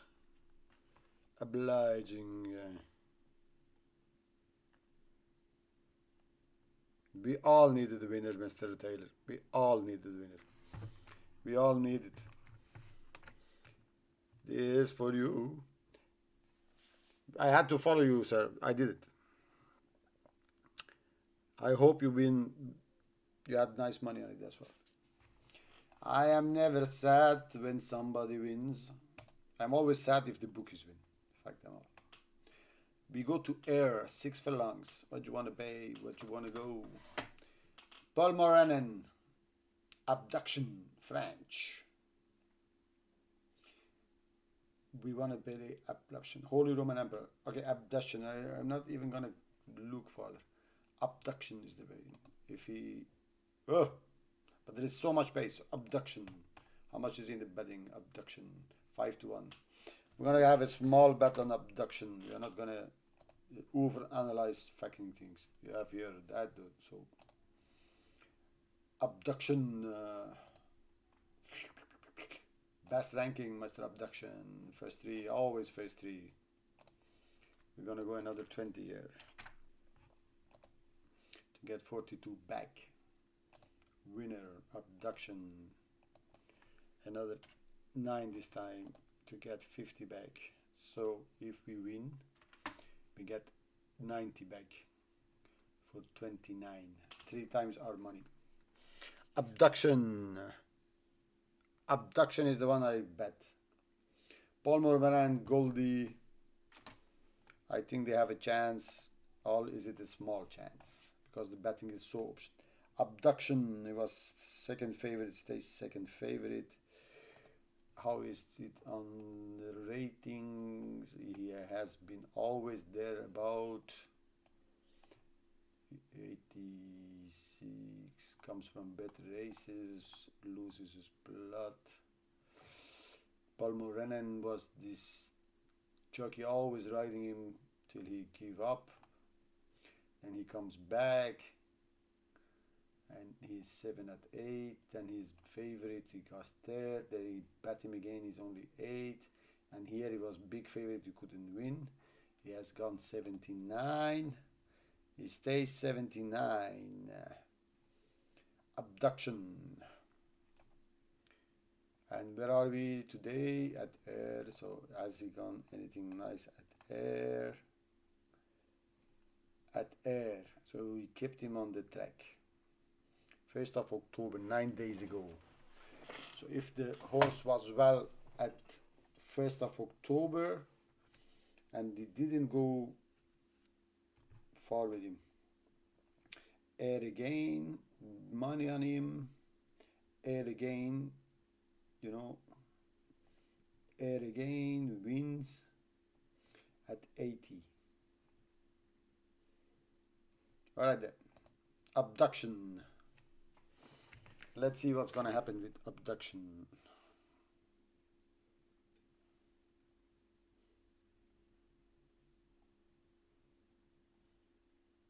Oh, I made a mistake here. Here is it.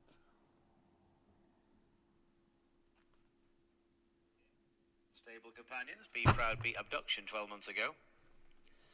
So still to go in, Abduction. Also, Diamond on the Hill. And Rousing Encore's another one out of line.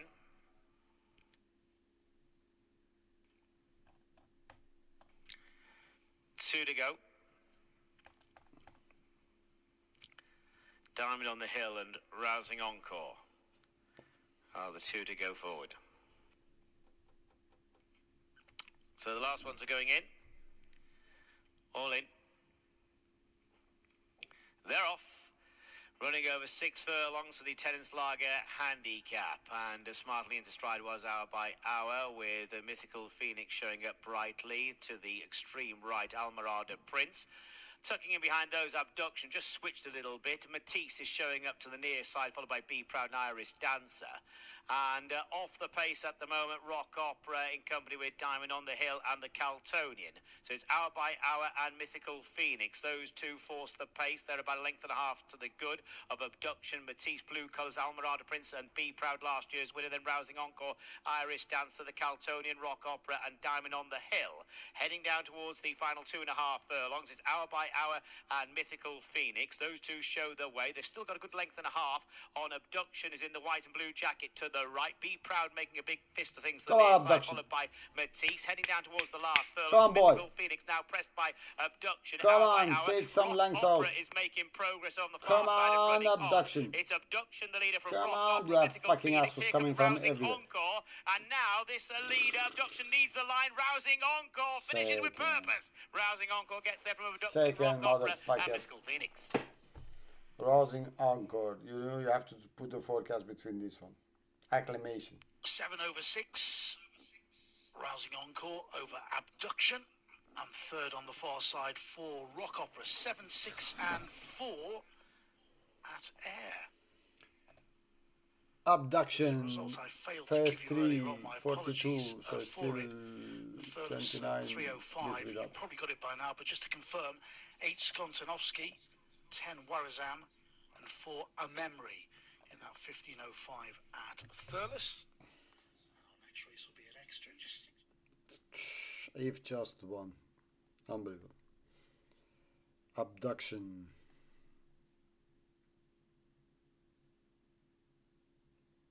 Yeah, of course. Thank you. He had the chance. But I don't understand why he was so near the pace this time.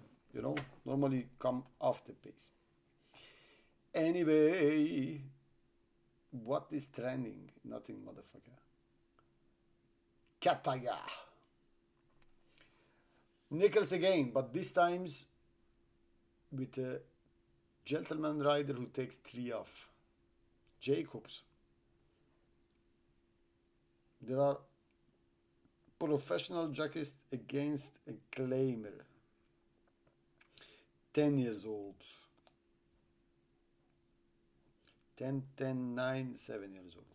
8,000 to the winner, so not so bad. Youngest horse being Mystery Bear.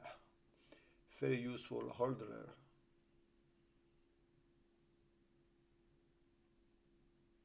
Mixed record. Never love to play horses who've been pulled up. We have 4 minutes. You can put your tips. Something tell me that Cat Tiger gonna run good race here. The prices are good if they stay like this. Yeah, fuck you. 2.4. Opening bid. Why? Cheap peso for the first time when good 5th of 9. Handicap chase. You good 5th of 9. Guys, go collect for 5th place. Worcester back to a potentially linear mark. So player in this bid to repeat last year's success. So Judy Dawn had won it last year. And then Tim Wow, James Snowden. Look at this guy. He just came out 16 miles to have the runner here. 16 miles. So at that thing you can argue that this horse is really advantaged. And why is favorite now? Opening bid. They could walk the horse here. 11-10. Is this a horse we can put some faith in? 120. And why is he on? Why are they talking about his mark being dropped? He couldn't be at 16. Why the hell 16 goes 22 when he was 7th here? 22 second, 23 fourth, pulled up, 5th of 8. Then he is 3rd, 120. They keeping on. They 120 winner, Exeter. It's not because this horse hasn't traveled a long way that he has to be favorite. Anybody thinks anything else? Let's go, my friends. Brandon Powell, Joe Tizard. Go to the king. This was a good horse a couple of years ago, but now anybody can win. Anybody can. This is kind of race you like to bet 2 horses against the favorite. 1, 2, 5. Kataga. Why are you such good? 140. Listen to this. Entry.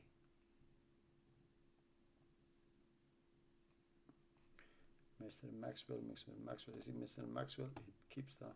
So I think Cat Tiger is 1. And we need a second horse too. 1 and 5. We're gonna bet something on 1 and the 5. I know you won it last year, the trainer, but the rating is not in his favor. It's just not because, you know, it's his local track, 16 miles from his stable. But anyway, I'm gonna go with the 1 and the 5. I'm sorry, Koto the King. He was a good horse in his time.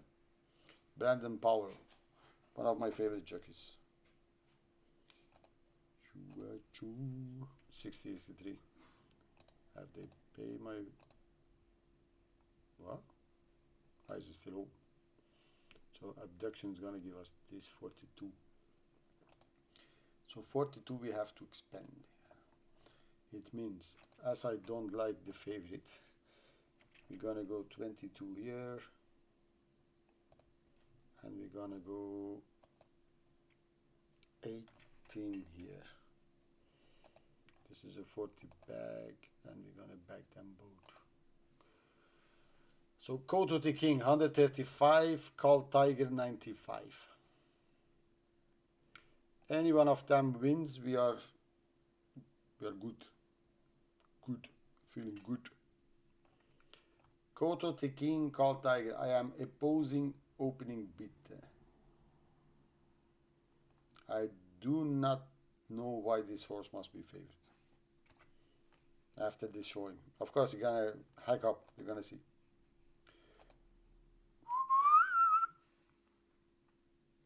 He won it last year. Is he going to win it this year?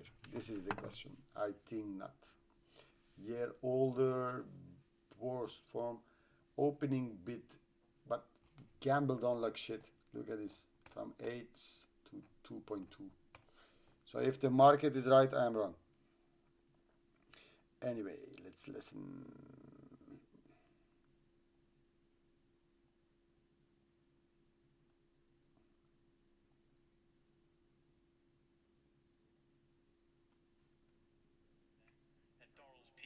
Towards the outer, and Cat Tiger with David Maxwell aboard is anchored at just about the rear of the field, but jumped that fence rather well and jumped up sides. History Beret towards the left as we look at them, and Dorrell's PRG towards the right. Heading on down towards the next, it's the 4th, and it's opening bid. Who leads them? And again, jumped it well. To Koto the King in 2nd, History Beret, the white cap, just about in 3rd, then Cat Tiger in 4th position, and Dorrell's PRG, the outside of the field, but not a despised one, is just about at the rear of the field, but it's a very close group field as they make their way towards the next, which is the water jump. There you go, water playing ditch on this part of the track. It's opening bid. It's getting a relatively easy time of things out in front here. To Koto the King in 2nd as they come to this one. At it now. Opening bid, Koto the King. They both jumped it well. So the experts were thinking is not going to win. Ground round the outside, and then Cat Tiger and History Beret is definitely the back marker now as they come to the next. The plain one, again, good jump from the leader, less so from Koto the King.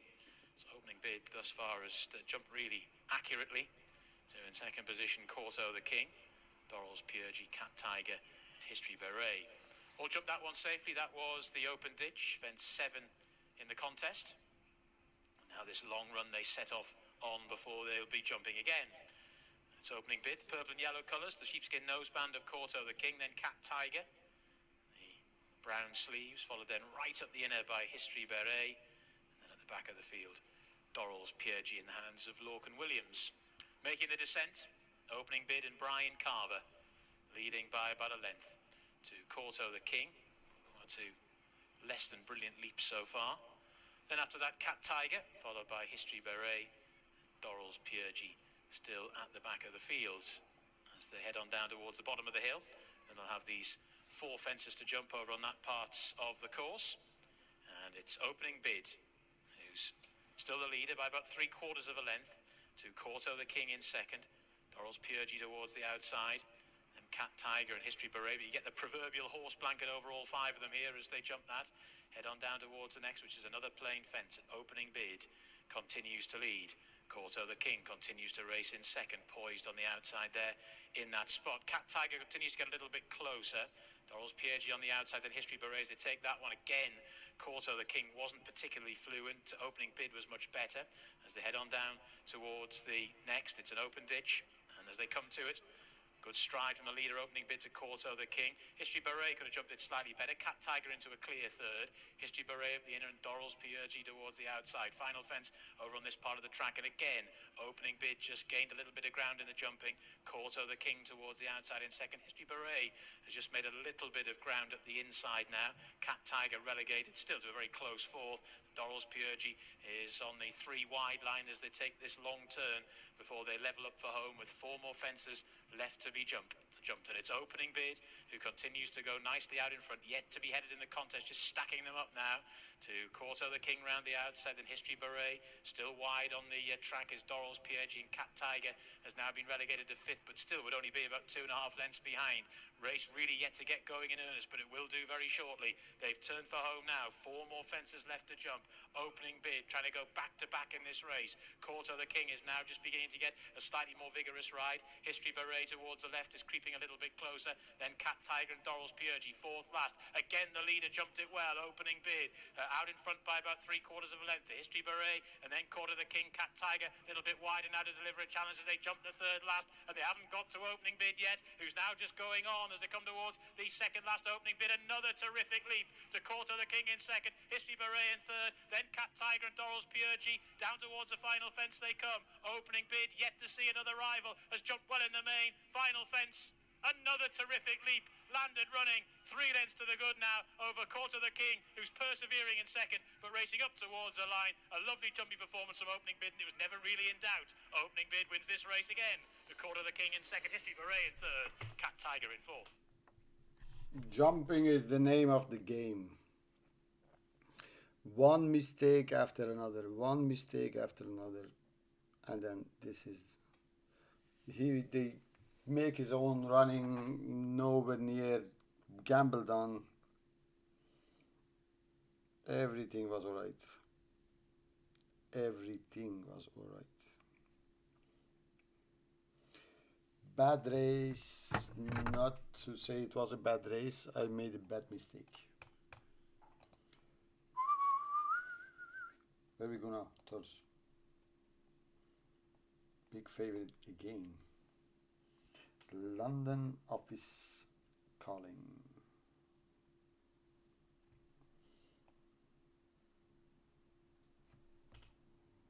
London office calling. Is he good? 10 days ago.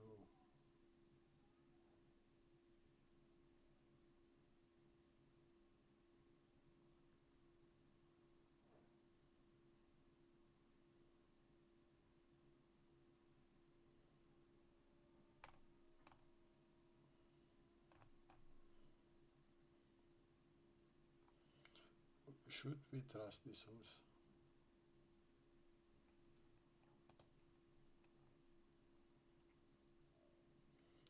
Look at this weight. He carried last time 8 and 9. 8 and 9. From 8 and 9 he goes to 10-7. 2 stones more. Can we take him on with something? 5-10 into 5-10-9-2.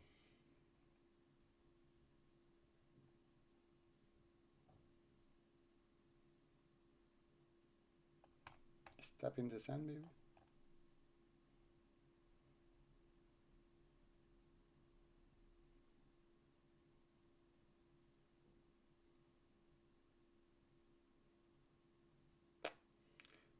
Who you want it back here?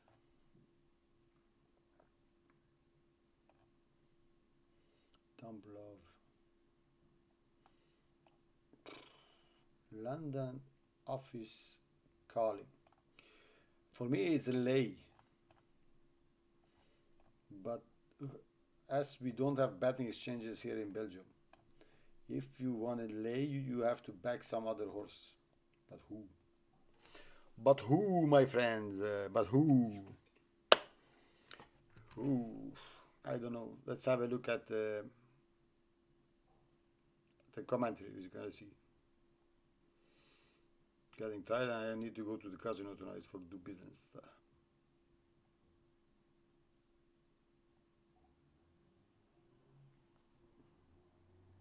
Rapid mover is Daniel's Dream round the outside of Hopkins, then evolving. And these are followed by Steps in the Stand, racing together. London Office Colin and Silky Sib, and then Dumb Love, Scott Lang, Fine Print, Randall Poets Lass, and a gap of 2.5 lengths to Pegasus of Harry. The leader is Action Motion. They're on rising ground inside the final 7 furlongs, is followed by Daniel's Dream, just third Tasty from Hopkins, then Evolving.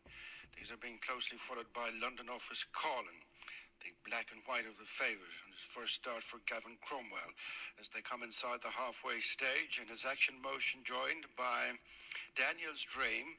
Break of more than a length to Tasty. London Office Colin moves up to contest fourth with Hopkins, then Evolving. Steps in the Sand pushed along. Then Silky Sib and Dumb Love and Fine Prince, Scott Lang, Randall Poets Last, and finally Pegasus of Harry. Inside the concluding half mile, matching strides, Action Motion, Daniel's Dream, followed by Tasty. London Office Calling edges the fourth from Hopkins, then Evolving, being followed by Fine Print, who's improved. Dumb Love ridden into contention with Steps in the Sand as they really compact on the turn into the straight. Action Motion is joined now by Tasty. After them is London Office Calling. Fine Print, Steps in the Sand. Falling away is Daniel's Dream, followed by Hopkins and Dumb Love, and Evolving next, then Silky Sib and Randall Poets Last, Scott Lang and Pegasus of Harry as they pass their point of departure, and it's Action Motion continuing up top from Tasty. London Office Calling in the centre now being wound up, followed then by Hopkins. Dumb Love Evolving is next on the outside. Fine Print and Steps in the Sand, and Silky Sib and Randall Poets last. Inside the final furlong, Action Motion with coming to challenge Tasty in the centre. On the outside is London Office Calling. It's a wave of 350 to go. London Office Calling from Tasty. Fine Print, Action Motion fell back on the inside of Dumb Love is London. Was thinking the jockey is not strong enough and is gonna lose, but the jockey fucker, he won like he. It was like I will win the race whenever I decided to. This horse won more easily than you think. Much more easily than you think. London Office Calling. Where we go? Bath. We go to Bath. Bath. We have here Holy Doyle, Watson, Ravens Pass. It's front runner, yeah. So Marbush, without even thinking, is a good bet. Gold, Ravens Pass going against High Null. So the Holy Doyle leave Balding to go to Watson. Egan has not a good horse. Russ Ryan, go fuck yourself. And then there is money for the 8 Tap Dancer. Tap Dancer. But anyway, I think Marbush gonna win this. Let's get on Marbush. Marbush. We're gonna do 68 on Marbush to get 180. So 120 pound promise. If Marbush wins. Marbush. Let's see what's gonna happen with Marbush.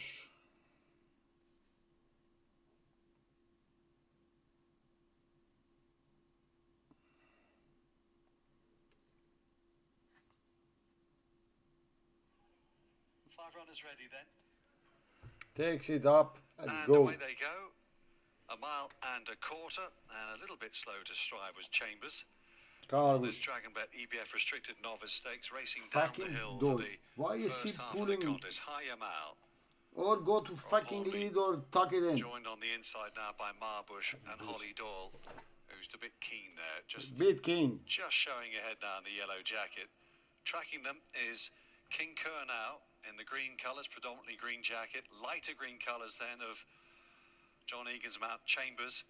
And Tap Dancer is last of the 5, held up by Kieran Schumacher as the runners race down towards the final 7 furlongs of the contest then. A pretty tightly back bunch field here as well as they move down the hill. On the inside, Marbush now allowed to stride on by Holly Ah, thank having you. relaxed a bit more as the race begins to unfold. Motherfucker. Second is Hayamal. First A is length and a she half away. On the inside is Chambers. choked the horse to death, then He's about a half a length in front then of King Kernow, and 2 lengths back to Tap Dancer, who's ridden with restraint here, with a big steep hill to climb as they take the bottom turn, racing inside the final 5 furlongs. About the halfway point now for this novice stakes race. Marbush is The a Darshan two-year-olds, mare, quite a so stamina the test stamina, for these youngsters as they turn in and begin to straighten no up worry now there. for the home run. Marbush leading, but Hayamal is only a neck down in second. Chambers is poised to strike. So too is King Kernow, and just moving nicely up the inside is Tap Dancer in the striped jacket. Runners racing now inside the final 2.5 furlongs. Only about a length and a half separating all 5 of them, in fact. King Kernow has responded quite well on the inside. Hayamal has weakened. Here comes Tap Dancer on the inner. Between horses is Marbush, who seems to be That. held. And then comes Chambers. Up the hill they come, and Tap Tap Dancer Dancer. Again, motherfuckers. The from horse who has last to been gambled first on. in the hands Every of Kieran fucking race, Schumacher, being gambled held on together, horses. and she leads by a couple of lengths from King Kernow. But Tap Dancer is coming home in good style here and wins nicely for Kieran Schumacher and Marcus Tregoning by about 4 lengths. King Kernow is in second, Hayamal, Chambers, and Marbush faded and was last Look of at the this. 5. At the end, he was 8 favored. over 6 Tap Dancer, getting off the mark at the 5th time of asking, beating Shut number the 6 fuck King up, you Kernow. fucking And as piece we of said, shit. Just, we are not fucking blind. Tap Dancer wins the race. Yeah, we just saw you, fuck. Funny that Ravens passed Darshan mare, all stamina there, all heavy, all everything. He couldn't even go with at the finish. Under a charge, tactics run respectively. Under a change, tactics went 3rd of 10 in a maiden. 8 furlongs. 26 ago, upped in trap and could some further progress. You fuckers. So maiden comes and wins. Novice. You fuckers. Unfucking believable. Tramor. Unfucking believable. Who you gonna back here?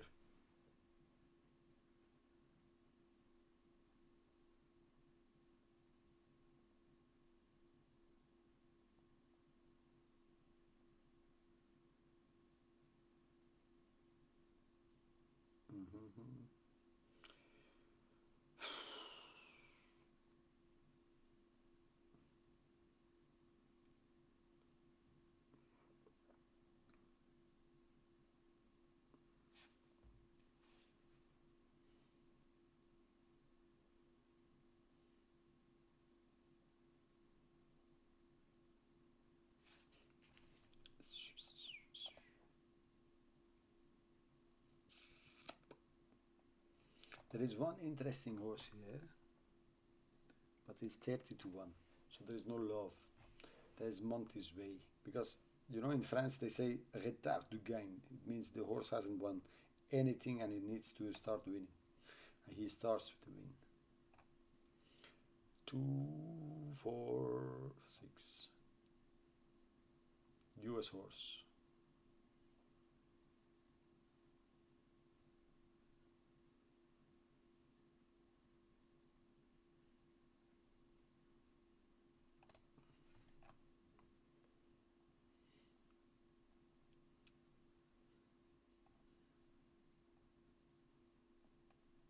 $60.59. Flat winners comes there is favorite. So we have time? No, they are gone. They are gone. They are gone. Let's see. Fucking assholes. Ah, who is there? Hello, Mr. Marco.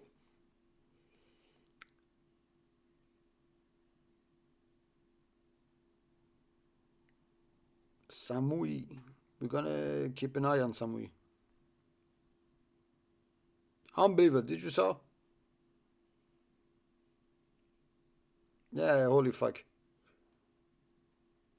I only bet the horse with the good money because I thought because he's a front runner, Holidor gonna leave him straight on, take 3-4 lengths out of the field, heavy ground, finish the race. Nothing there, fucking ass. Yeah, he wasn't good. Or he wasn't trained down. Yeah, I know. Today we had already a couple of good winners, Marco. We are up. But the last one really, really put a bad taste in my mouth. And now, look, if you are looking at the fastest rock clock, I know. He could say yeah, he had, but he was a maiden running against Mohammed owned best horse, best rating, best pedigree. But look at Tramor, who's the winner is flying. This was what I wanted this fucking bitch to do. Didn't. Anyway, let's listen to Tramor and then we're gonna come back.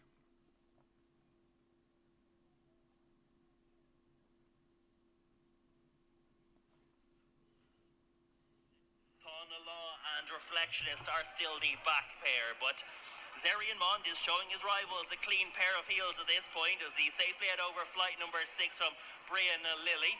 In turn is clear over Luda Talan and Rampere West 3 and 4. Rampere West looking to defy a £9 rise in the weights for winning at Wexford in August. Kalanisi Dove is on the outside of this one, having her first start since January. She's the mount of Kevin Sexton, with Monty's Way behind. This one was a 40-1 winner at Ballinrobe last time. Tána Law was second here 3 weeks ago over a shorter trip, and Reflectionist is on the inside of this one, and he's having his first start since running at the Galway Festival during the summer. But Zerion Mond and Danny Mullen still racing clear over Brianna Lilly as they head back towards the home straight. The next 2 flights of hurdles are numbers 7. Yesterday I said I love German horses. I always back German horses over there. See the Moon, he goes to Mullins. If this horse gonna win, bad taste in my mouth, you can't imagine. On the inside with Kalanisi Dove on the outer of Monty's Way between runners. Rampere West races against the rail, the red sleeves on the inside. Tána Law and Reflectionist are the back of the field. Good jump by Tána Law on the outside. Relegates Monty's Way to the last but one position. It's still Reflectionist for Keith Donoghue and Gavin Cromwell at the rear of the field. And Monty's Way just running in snatches at this point of the race, having to be ridden along by Conor Owen. So right-handed they race once again, heading on their way towards flight number 9. And this is 4 from the finish for Zerion Mond. The advantage is being whittled down somewhat. His advantage was a lot larger at this point on the previous lap. Brianna Lilly still in front of Kalanisi Dove and Luda Talan. Monty's Way is the one that's toiling at the rear of the field as Zerion Mond out over the third last. Brianna Lilly on the outside of Luda Talan. Kalanisi Dove, Rampere West, Tána Law next from Reflectionist. They've gone clear over Monty's Way. So it concerns 7 as the field's covered by about 10 to 12 lengths are headed still by Zerion Mond, who's made every inch of the running to this point. His lead is 5 to 6 lengths as they take the bend out of the back straight. Brianna Lilly gets a slap down the neck from Kieran Callahan. Kalanisi Dove through to take a share of the second position. Rampere West is next from Luda Talan, who's dropping back. Tána Law's on the outside of these with the red cap. Reflectionist is next, but Zerion Mond still to be tackled by a rival. Brianna Lilly, Tána Law's coming through now into third. Rampere West, Kalanisi Dove runs out at the second last. It's Zerion Mond who has the advantage over Rampere West, Tána Law and Brianna Lilly. Zerion Mond has made every inch of the running to this point. Rampere West as they try and get up the inside of him as they race inside the closing stages. Rampere West perfectly delivered by Ricky Doyle for Mark Fahey. Gets the better of a brave effort from Zerion Mond from the front. Brianna Lilly and Tána Law. Heartbreaker there. Heartbreaker for the jockey. He did everything wrong but didn't win. Heart fucking breaker. Okay guys, let's go to air. Another open handicap. Very open as well. We have 4 minutes to analyze the race list. There is a horse right away. Take your eyes. Is Can in the Rain. It must be favorite, I think. Second favorite. Can in the Rain. Affording a chance of a handicap and encouraging effort of late second of 8 in a handicap at Saltwell. Not that many goes at 7 furlong. Back and turf. Saltwell is a little bit slow. So he won as slow here at Newmarket. Good to fit him. And he won a Newmarket. Can. Charlie Johnson as well. So he stays there. Can. There is another horse who, yet again, don't forget this French, Retard du Gain, who hasn't won anything nice. Then he comes and wins. And he's gonna go up in future races 9 days ago, but there's no money. It slipped to a career low mark when dropped in grade to land 10 run and handicap Newmarket. Leading entire final and going clear, goes unpenalized for that. So this horse has a 75, wins at Newmarket, Newcastle. Let me say Newmarket, the fuckers. Like FSC.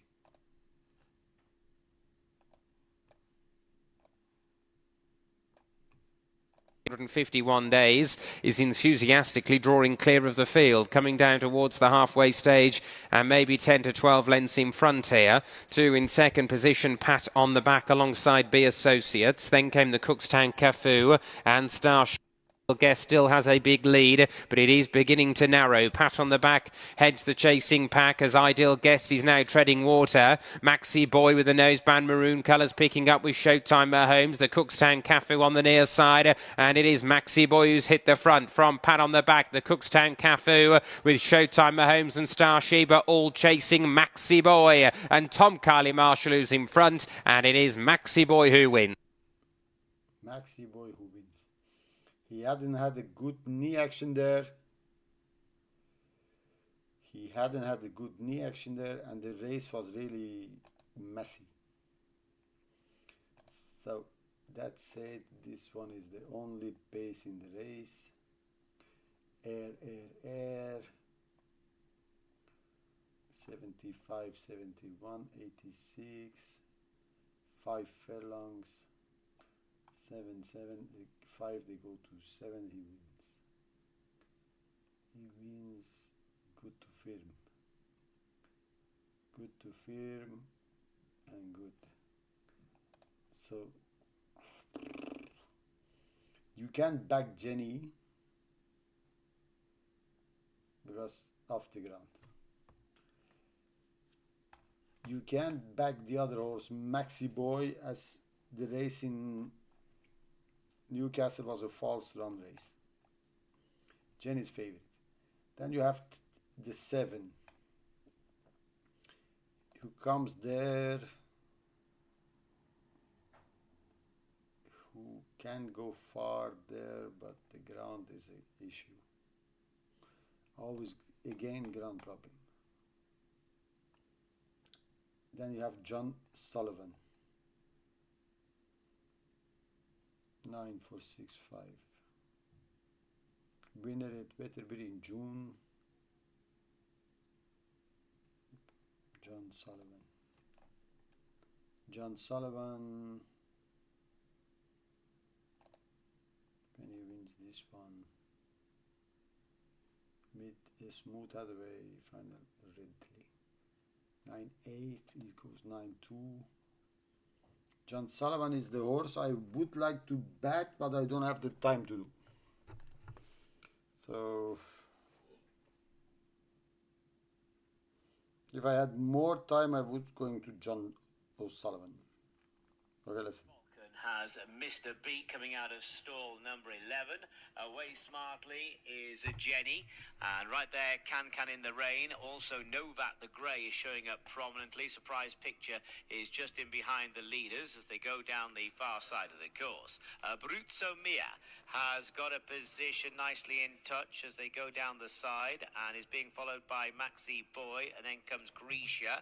Further back to Spunter Gold is in the black and white stripes. American Star John L. Sullivan. Sparkling Red Prairie Falcon and Yasa is the back marker as they approach the turn.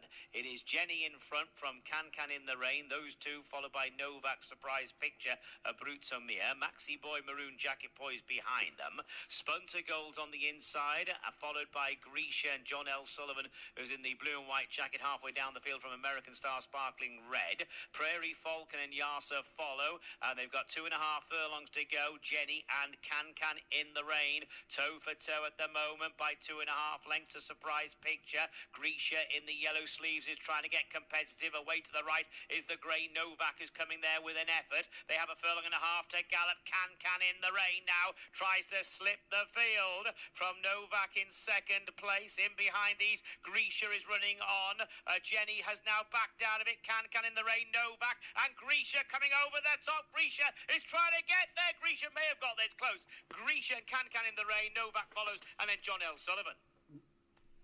Of course, good thing we didn't, because John O'Sullivan yet again leave it too late, come there fourth, 3 places paid. The winner, Gracia, Butler horse.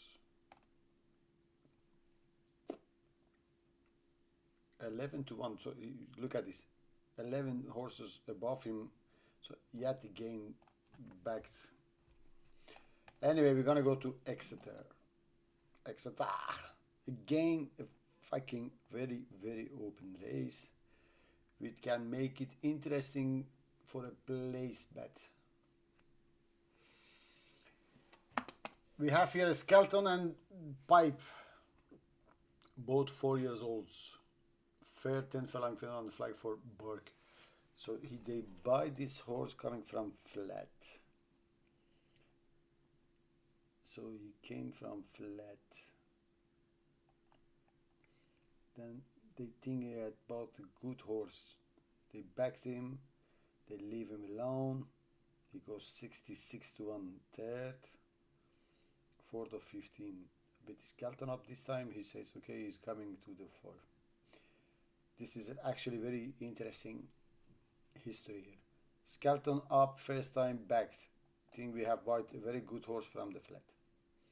Nothing to show. He abandoned the horse. Give it to Liam Harrison to ride. The Ghost beaten 30 lengths, beaten 10 lengths, but he was third. He say, okay, let's do better with him. I'm gonna get back on him. Try to win 4th of 15. He stays on the horse without gambling on the horse. They are not sure what is going on. Time again 4th. Today. Time second time. Running in a 3000 race. The weight doesn't advantage anybody. He's a Nathaniel horse. Rainbow Quest mare, so it wasn't the cheap buy. Jordan Rainbow is 7-1. We're gonna play this one. I'm gonna put my faith against my own knowledge to the Skeletons. 570. We are already lost all our profit. Okay. Best ranking, first 4. A Skeleton Joe Rainbow. We're gonna go first 4. Nice 40 euros to get 90 back. And for the win, we're gonna just go 10. So if this horse wins, very nicely up again. All of the losses back. If he's placed 50 up, 40 up. I do not know. If anybody else has a good tip for me, please.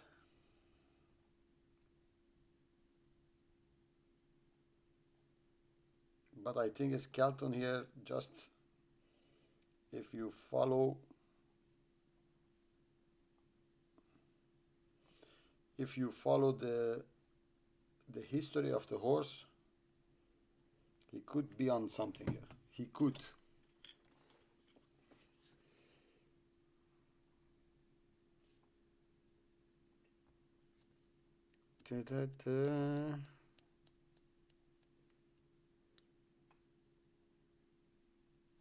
Ah, Janin, Marco, I'm very sorry. He was the sole pace, but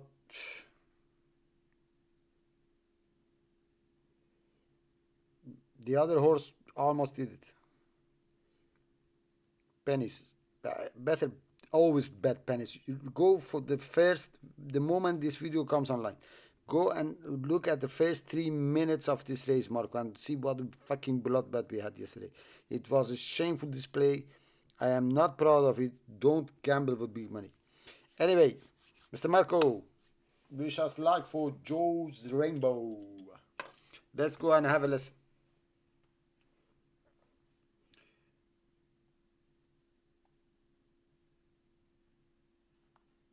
Joe's Rainbow is favorite at 4.9. Conagen Isabella, but has dropped for those 2 runs. Here is 8.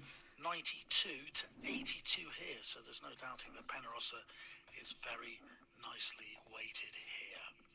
Well, 3 or 4 of these like to go off in the lead, so this, although it's the minimum trip of 3,366 meters, is going to be a really good test at the distance here. And even though the ground is fast ground, you need to stay this distance comprehensively to win here. They're going to go a real good pace, and that means obviously that a little bit of pressure is put on your hurdling as well. Let's join John Blanche.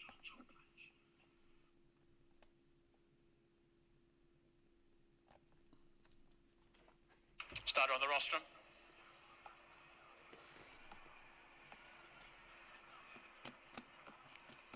$12-1 at the Starter takes a look at exchanges. his watch. 6-1 at the tooth. So, you know, Got to get themselves around that second last flight. betting shop punters are on him, nobody else. Flag is up.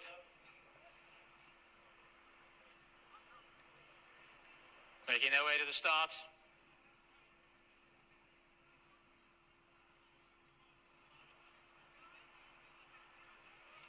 He was getting a bit too much of a speed here for the starter's liking. Go fuck yourself. No, flag down, tape back. They're off and racing for the blog.rhino.bet for daily racing insight handicap hurdle. 18 runners, 8 flights of hurdles to jump. Boudica Warrior is one of the first to show, and also their Stray Bullet as they get over the first. Miss Moret just about the back marker at the moment.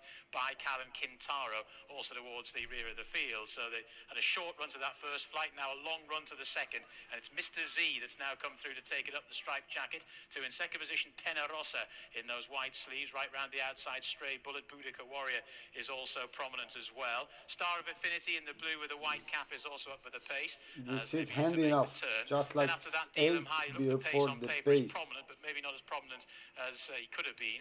They're followed towards the outside. After that by the red and white colours of African Lady, who's in mid-division. Very wide on the track is Stage Show in the red sleeves. Then towards the inside, Blue Bella, the sheepskin noseband for that one, racing around about 10th or 11th spot at the moment as they continue to make the turn. Looking back to the rear of the field, Miss Moret by Cal towards the back, so too Far Away West. Just in advance of Far Away West is Owner Mate Too Sharp in the distinguishing white cap. Quintaro still towards the rear of the field, as is by Cal, Miss Moret, and also just shuffled back through the field a little bit now, African Lady. So they're sorting themselves out. They're going to be beginning the descent very shortly. And it's Mr. Z who leads them in the hands of Harry Cobden, dictating things from the front. The Stray Bullet, the black and yellow, racing in second. Penarosa is perched there in third. Up the inside is Dealham High in the grey and red colours. Then Boudica Warrior, the big white face. Followed then by Stage Show towards the outside. Check jacket there of Pack Army is on the outside of the blue colours of Star Affinity. Then Zindri towards the inside, who's racing in around about 9th spot. Then after that, Escobedo just hidden in midfield, the blue and yellow colours there, still going okay. Miss Moret tries to make a bit of headway around the outside as they come towards this next flight of hurdles. All safely over towards the back of the field, though. By Cal was a bit awkward, and Quintaro, the black and white, still towards the back. Far Away West also towards the rear as well. Over the second of the 4 flights of hurdles down the far side of the track, Boudica Warrior, Mr. Z, followed then by Stray Bullet and Penarosa. That's That's your leading quartet. Then Baikal in the check jacket, followed then by Dealham High, who's up the inner. Stage Show, the red sleeves towards the outer. It's followed then by Star of Affinity as they take that one. They're then followed by the white cap of Too Sharp, followed then by Joe's Rainbow. It's just gone back through the field a little bit. Sindri is still in midfield as well as Dealham High now just gets nudged along. Then Escobedo, Miss Moret makes a little bit of headway around the outside as they come towards the next flight of hurdles. And it's Mr. Z, who's just about the leader, but now tackled on the outside by Penarosa. Star of Affinity still travels well.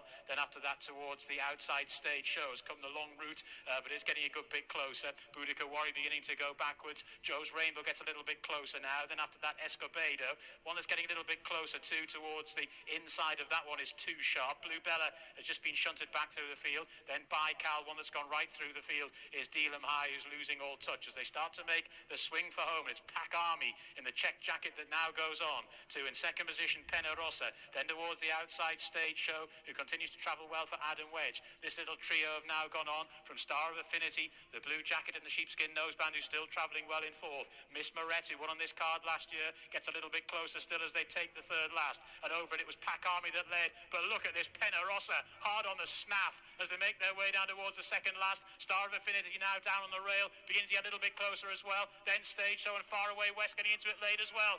Over the second last they go, and it's Penarosa who's hit the front. Battling now in second is Star of Affinity, trying to thread the eye of the needle up the inside. Then Pack Army in third, followed by Far Away West and Stage Show. Final flight, Penarosa landed running. Pack Army fell when still in with a chance. Battling on in second is Star of Affinity. Penarosa, Star of Affinity, then Far Away West. Penarosa though by diminishing margin. The Star of Affinity, tight Star of Affinity. Got there and beat Penarosa. Far Away West finish in third. Fourth also home Stage Show. Guys, listen. I always say I fucking hate this piece of shit. Harry Skelton. Always say it. And just go watch the race again. And watch the finish of this race. Watch the finish of this race. The horse came in the race very nicely. What does this fucker do? He didn't ride the horse out. Go fucking watch the race, the last two hurdles. The horse came there with all the momentum and, you know, all the chance to at least get placed second or third. He didn't, motherfucker, didn't push the horse out. Fucking Skeleton, I fucking pee on you. You can't imagine what a shit this guy is. Fucking piece of shit. Fucking piece of shit. Fucking piece of shit. Now it's coming. I can't go against Autumn Winter. We're gonna back Autumn Winter. Just nice money as well. I don't think Autumn Winter is gonna lose this one. With this pedigree, with these looks. No way. No way. We're gonna go 220 to get 360 back. 220. So we already start to do degenerate and fucking shit stuff because we are mad as hell. We are steaming as hell. This is what bookmakers love. When you get mad, steam starts to throw away money. But Galileo called Dubawi is pensive fucking. And then he comes there 7 of 9, 56, 3rd of 11. Not sure he's gonna do it. Ryan Moore was big favorite. He lost on him. Pace wise, I don't know, but the pace is the weight is not so bad. Overraced dark on filly. Another filly, so fillies are not getting so much weight from him. Is the reason why he's so. Anyway, fucking Skeleton, piece of shit, human ass. Can't imagine how I hate this fucker. If we lose this one, guys, I'm gonna put one more bet and I'm gonna go off.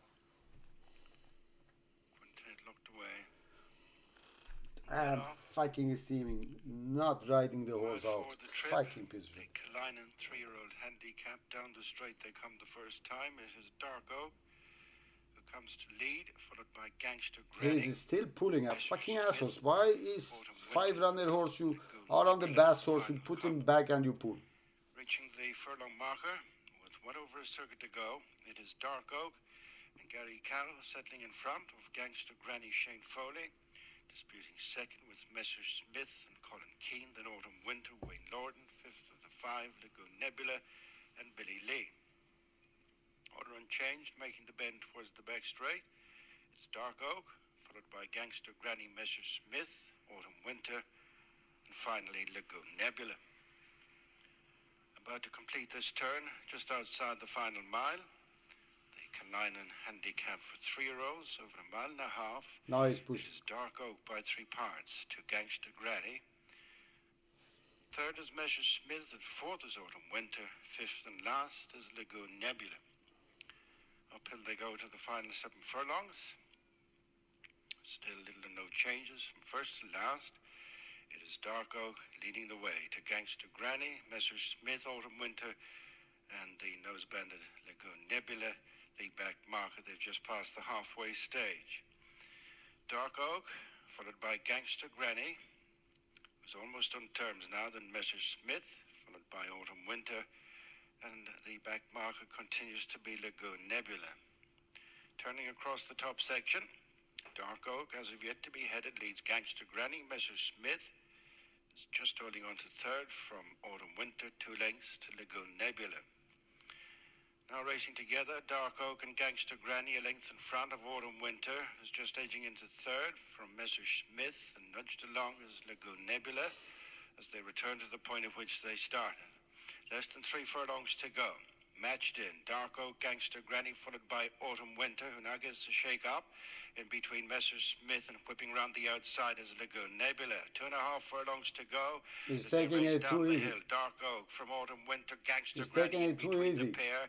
Messrs. Smith is He's incurring taking it too traffic easy, problems. piece of shit. On the outside is Lagoon Nebula. Dark Oak is fighting on spiritedly on the inside of Gangster Granny. Autumn Winter has now been asked to quicken up. And now Leads he's in pulling. Inside the 2 on the inner, and it is Autumn Winter. Autumn Winter is another getting off the mark on the card for Wayne Lorden and Aidan O'Brien. Winner there, but fucking right was this. What a fucking right was this. Why he didn't go to the lead on the fence right? He keeps pulling, shaking, doing. On pedigree alone, Dubavi, Galileo, this distance, good ground, little bit soft. Looking like $1 million with this weight, he couldn't lose. But anyway, what the fuck, a skeleton piece of shit. I am still steaming on this fucking. Go watch the race again, guys. Go please watch the race again. How he came there with all chance to at least get placed. He stopped riding.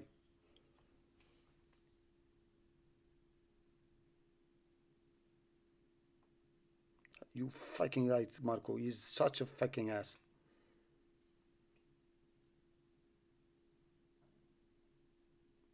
I know. Only way you can back this piece of shit is in big handicaps. He comes to Cheltenham with horses. He has no fucking form whatsoever. 7-1, 8-1, they win. Fucking, how many winners he had in last festival? 4, 5? Piece of shit. Okay, we have here a big favorite again. Harlington. Why you put a 3-pound claimer to have an overweight? Why? Why the hell you put a 3-pound claimer to have an overweight? Why? If I was desperate to bet something, I don't like this Jackie Tom Cooley, but Montgomery, Red Cloud must be the one. Red Cloud must be the one. Wrong weights, but still. There is also Brambly Jelly. Holy Dole again. Holy Dole again. Is Brambly Jelly a pace? No, let's have a look. I'm gonna bet you every dime that now Brambly Jelly is gonna take the lead and fly. Don't trust me? Have a look. Fucking shit. Unfucking believable. Unfucking believable. I am still so fucking angry with this fucking skeleton. You can't imagine. Mile and a quarter journey once again here. This Class 6 Dragon Bet handicap moving down the back straight. Aquifolia on the outside of Woof. Harlington in the maroon and white cap, the colour change racing in third, just ahead of Bramble Jelly's light to green colours. Just moving up the inside there is Make a Scene in the hands of Trevor Whelan to get a little bit closer as they flash past the mile starter. On the inside of that one is the top weight Red Cloud. Joint top weight with Happy Place, who's also in that rear quartet as well. In fact, Happy Place now dropping back to last.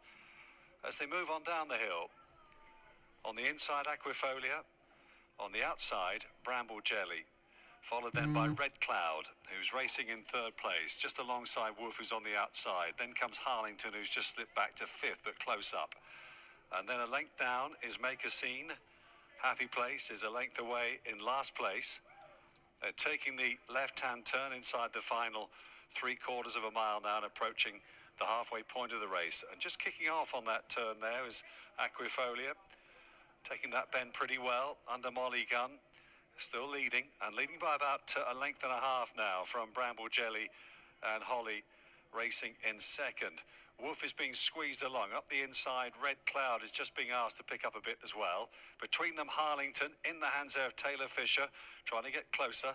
Make a Scene, and then Happy Place, who's languishing in last place as they come up the hill and approach the final 2.5 furlongs of the contest. Bramble Jelly's picked up ever so well on the near side, and Bramble Jelly seizes the race, seizes the moment in the hands of Holly Doyle. Can she lose that maiden tag, Bramble Jelly? Harlington is out after her, but I think she's got about a lead of a length and a half or so at the moment. They're approaching the final furlong. Bramble Jelly has gone for it. Harlington is trying to peg her back. Back in third place is Aquifolia, running around a bit in front here. Bramble Jelly, Holly needing all of her strength and skill to keep her together, and this is going to be her day. Bramble Jelly bounds clear and wins for the first time on a 17th attempt for Dominic French-Davis. Harlington was second, and then came Wolf, followed then by Make a Scene and Aquifolia, the other two well held. And he wins. And Holly Doyle from the front. Although he didn't really go to front, but who cares? Where are we going now? I think Tramore, was it, no? We have Soddle, but why did they go to Tramore first?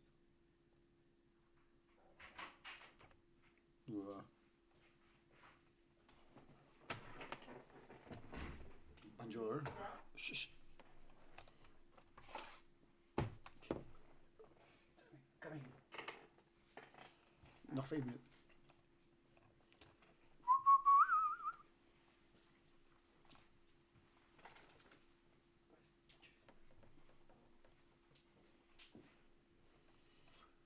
Let's see where we go. Why did they skip Soddle and they go to Tramore? I don't know. I do not know.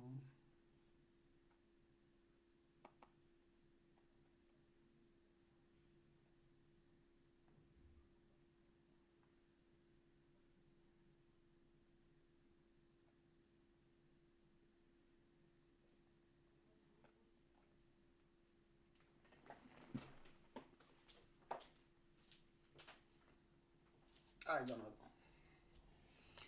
Anyway, they're gonna stay with Tramore. So we're gonna go to Tramore as well. Guys, we're gonna take up the last race at air and then is it. So 10 more minutes. And they didn't fucking show anything about Soddle, but just have a look at the... And is unshipped at number 1. So Prince of Air unsighted going into the fence and has parted company with Conor Owens. Leaders quickly out over number 2. He's just being reined back now as Back From Dubai gets closer, and in between in the red cap Glory Call. 4 out is Kessar Power, the striped cap widest of all. The red headgear in behind is the Princess Poet, now the mount of Ryan Kavanagh. Up on the inside, Captain Dandy in the yellow and black, followed through by the keen-going Ben Dick Duck and Jack Garrity in the black and pink colours. Just 10 highs, only got a couple behind up against the rail. The red sleeves and cap of Oriental Spirit and the green of Shaka, the best turned out just about the back marker. Beginning the turn in, just over 3 furlongs still left to travel, and Back From Dubai has the advantage here narrowly. 2 in second place, we have Kessar Power and Luke Morris, just right up sides and travelling well.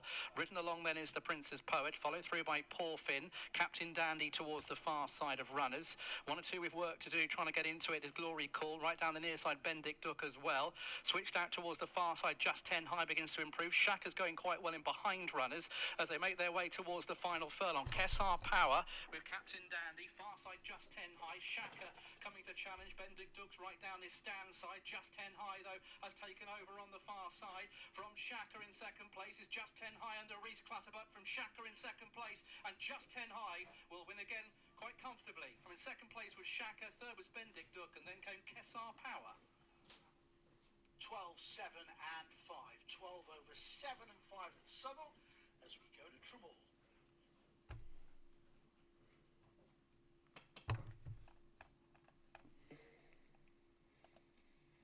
So maroon and white stripes for Jack Hammer. With Tommaso Mali, was placed at Sligo last week. Silent Flight is on the inside. Green jacket in front of Andy Your Bird can sing, who pulled up on chasing debut at Roscommon just over a week ago. An added bonus, very much running in snatches at this point, is a 2-time winner at Thurles and brings up the rear of the field. But it's a long, long road, safely out over fence number 8, clear over Cool Arcade. Lake Chad is in third as they head on the way towards the final digits. 4 from the finish. It's a long, long road, really stringing the field out. Has got the first to last is about 25 lengths as they went over the third last. It's a long, long road. He made every inch of the running when he won this race 12 months ago. He's a notable 14 pounds higher in the weight today, but he has the advantage over Cool Arcade, who is eating into his lead. He's now just 2.5 in front, but Lake Chad is another 8 lengths back in third. Tommaso Mali is next to Andy Your Bird can sing. The back pair of Added Bonus and Silent Flight are under pressure, but it is the 10-year-olds. It's a long, long road. Leads by a length and a half over Cool Arcade and Connor Stonewall. Stablemates filling the front 2 position for the Charles Coakley stable. Lake Chad closing in on the front pair with Tommaso Malia going with them. The front quartet are now tightly grouped as they race on towards the second last. Lake Chad to tackle. It's a long, long road. Tommaso Malia and Cool Arcade, but it's Lake Chad, the grey, and Niall Moore leads them to the final fence. From Cool Arcade and Tommaso Malia, Lake Chad is safely at over the final fence. It's going to be Niall Moore and Philip Fenton that combine as Lake Chad continues his Tramore love affair. He wins the Pickettstown handicap chase. Cool Arcade, come on. They tried to do something stupid there, couldn't. They tried. Anyway, I think we're gonna go for the last race now. 4 minutes from now. This gonna be the last on stream. Then we're gonna step. Baba mile. Let's see what we have done here.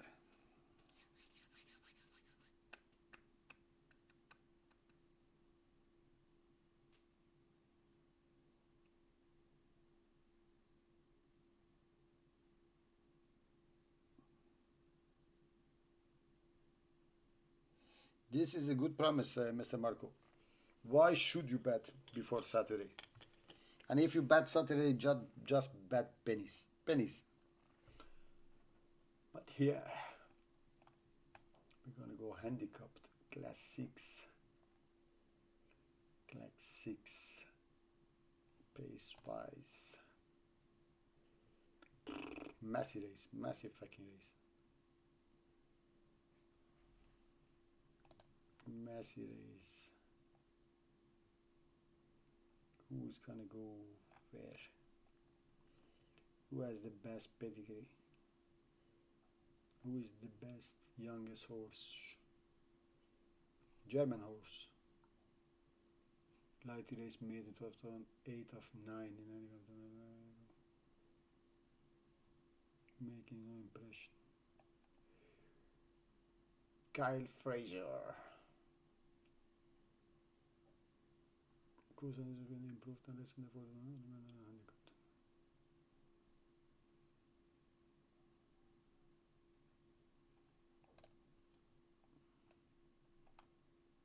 62. One time his life placing at 68. 68 was gambled on late. Frazier. Is he gonna do it again?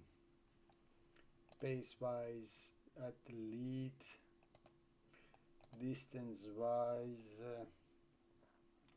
he can't get farther than this shit. Look. So is Shine on Brandon a good bet?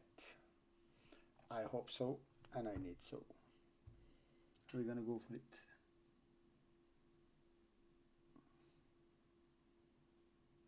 Yeah, he did. Very, very strangely. Was just... Anyway, let's go for the last bet of the day. Shine on Brendan. Won't you shine on Brendan? Let's go. Shine on Brendan. 6.3. We are here. We need another 30. Shine on Brendan. Best ranking, first 3. Shine on Brandon, we're gonna go 25. 25 to 56, double the money.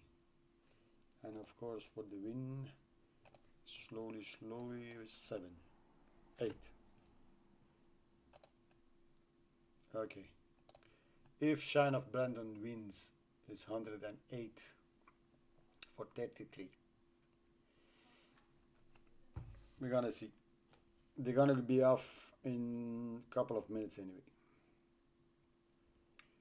It's going to be Shine of Brandon. Are they putting them in?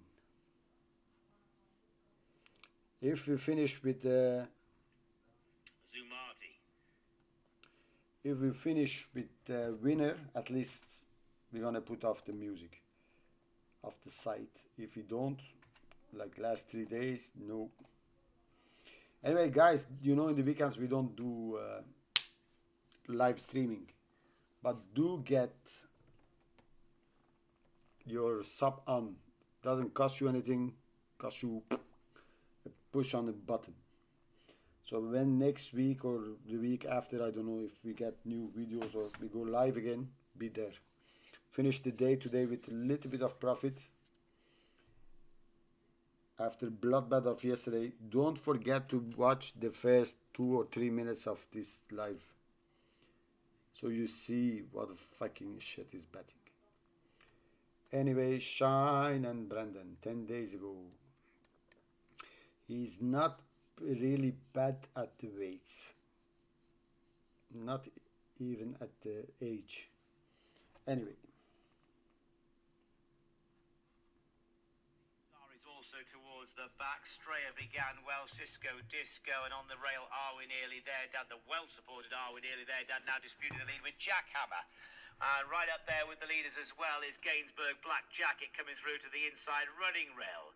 Strayer, yellow colours, just gets a position in 4th place. Is Zari now in behind them, nicely in touch with Cisco Disco. Then Mr. Jetman and Colorado Dancer, followed by Shine on Brendan. Zumati and Strongbow are the last pair. Going down the side of the course, and the pace is being made by Are We Nearly There Dad, leads by 3 parts of a length. Gainsbourg Black Jacket second, a length away to Jack Hammer, just holds third.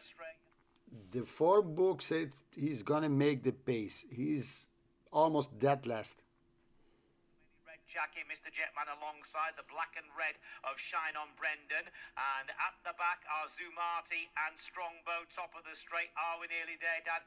Is the leader. It's only about a neck, though, with this horse being flanked now on one side by Gainsborough, to the other side by Jack Hammer. Cisco Disco's getting closer. Stray's now called on for an effort. Colorado Dancer has got about 3 lengths to find. Izari is away to the right. They head now inside the final quarter of a mile. Are we nearly there, Dad? And in second place, Strayer, holding every chance. Jack Hammer, Cisco Disco. Over on the far side, Gainsborough, Izari, Mr. Jetman, Zumati. Here comes Shine On Brendan with a big run. Come on, Shine. Nearly there, Dad is in front. Shine On Brendan's finishing well. Cisco Disco really running on. Come on, Are we Shine. nearly there? Dad is not there yet. Come on, Shine. Cisco, You. Shine On Brendan for a Kaya Fraser treble probably. Cisco Disco near side, far side. I don't think he win. win. I did not think he won. Cracking finish. I don't 3, know. 9 and 10. He's won by a short head, hasn't he? Cisco Disco. Strayer in behind her. I think he was a little bit too prominent for him. But 3, 9 and 10. Shine On Brandon has won another course. This is only by a short head. We will await confirmation for you as well, just to make sure there. Let's just listen here till they confirm the winner. 1708. Another Class 6 handicap, this time over a If mile he and won, 5 furlongs. beautiful. Well, Val Bassett doesn't go, and 10 will go to post. Well, there's our first view of Chelmsford City for this late afternoon, and it's the first of 8 races on the card there at 16:38. We start with a 2-year-old handicap, so a nursery handicap over the moon trip of 5 furlongs, where Bank on Kent is the non-runner, and Dubai Magic is pretty short in the market, 2.2 for James Tayton, Neil Callan for this race, and with there being just the 7 runners, just the 2 places, and Dubai Magic only had 1 place from 4 outings. We ran a cracker at Wolverhampton last time If out, he lost this where he race would have to got up in another 55-1 again, go stride. fuck His handicap yourself. Really. debut off 60, Really? and well, he's very lucky. The handicap has not raised him. He has a chance to run off exactly the same mark here, and I think he's the right favourite, and Dubai Magic is the first one to go. Money for Master Zach, number 7 on the card for Martin Dunn. Runs off a low mark of 45. Richard Hoyles will be your commentator at Chelmsford. You are fucked for the prize as well. Virtue Temperance about to move forward. Cisco Disco, 56-1, absolute outsider is going In to goes make it in Virtue there. Temperance. Next in will be Dotty Diamond. So Dotty Diamond, Dubai Magic, Master Zach and Virtue Temperance mean that 4 of the 7 runners are in the stalls. There are 3 left to go. They are Startling, the Backing Away Love Rock, and Jeannie May. Dubai Magic, go on him. We are not going to first watch.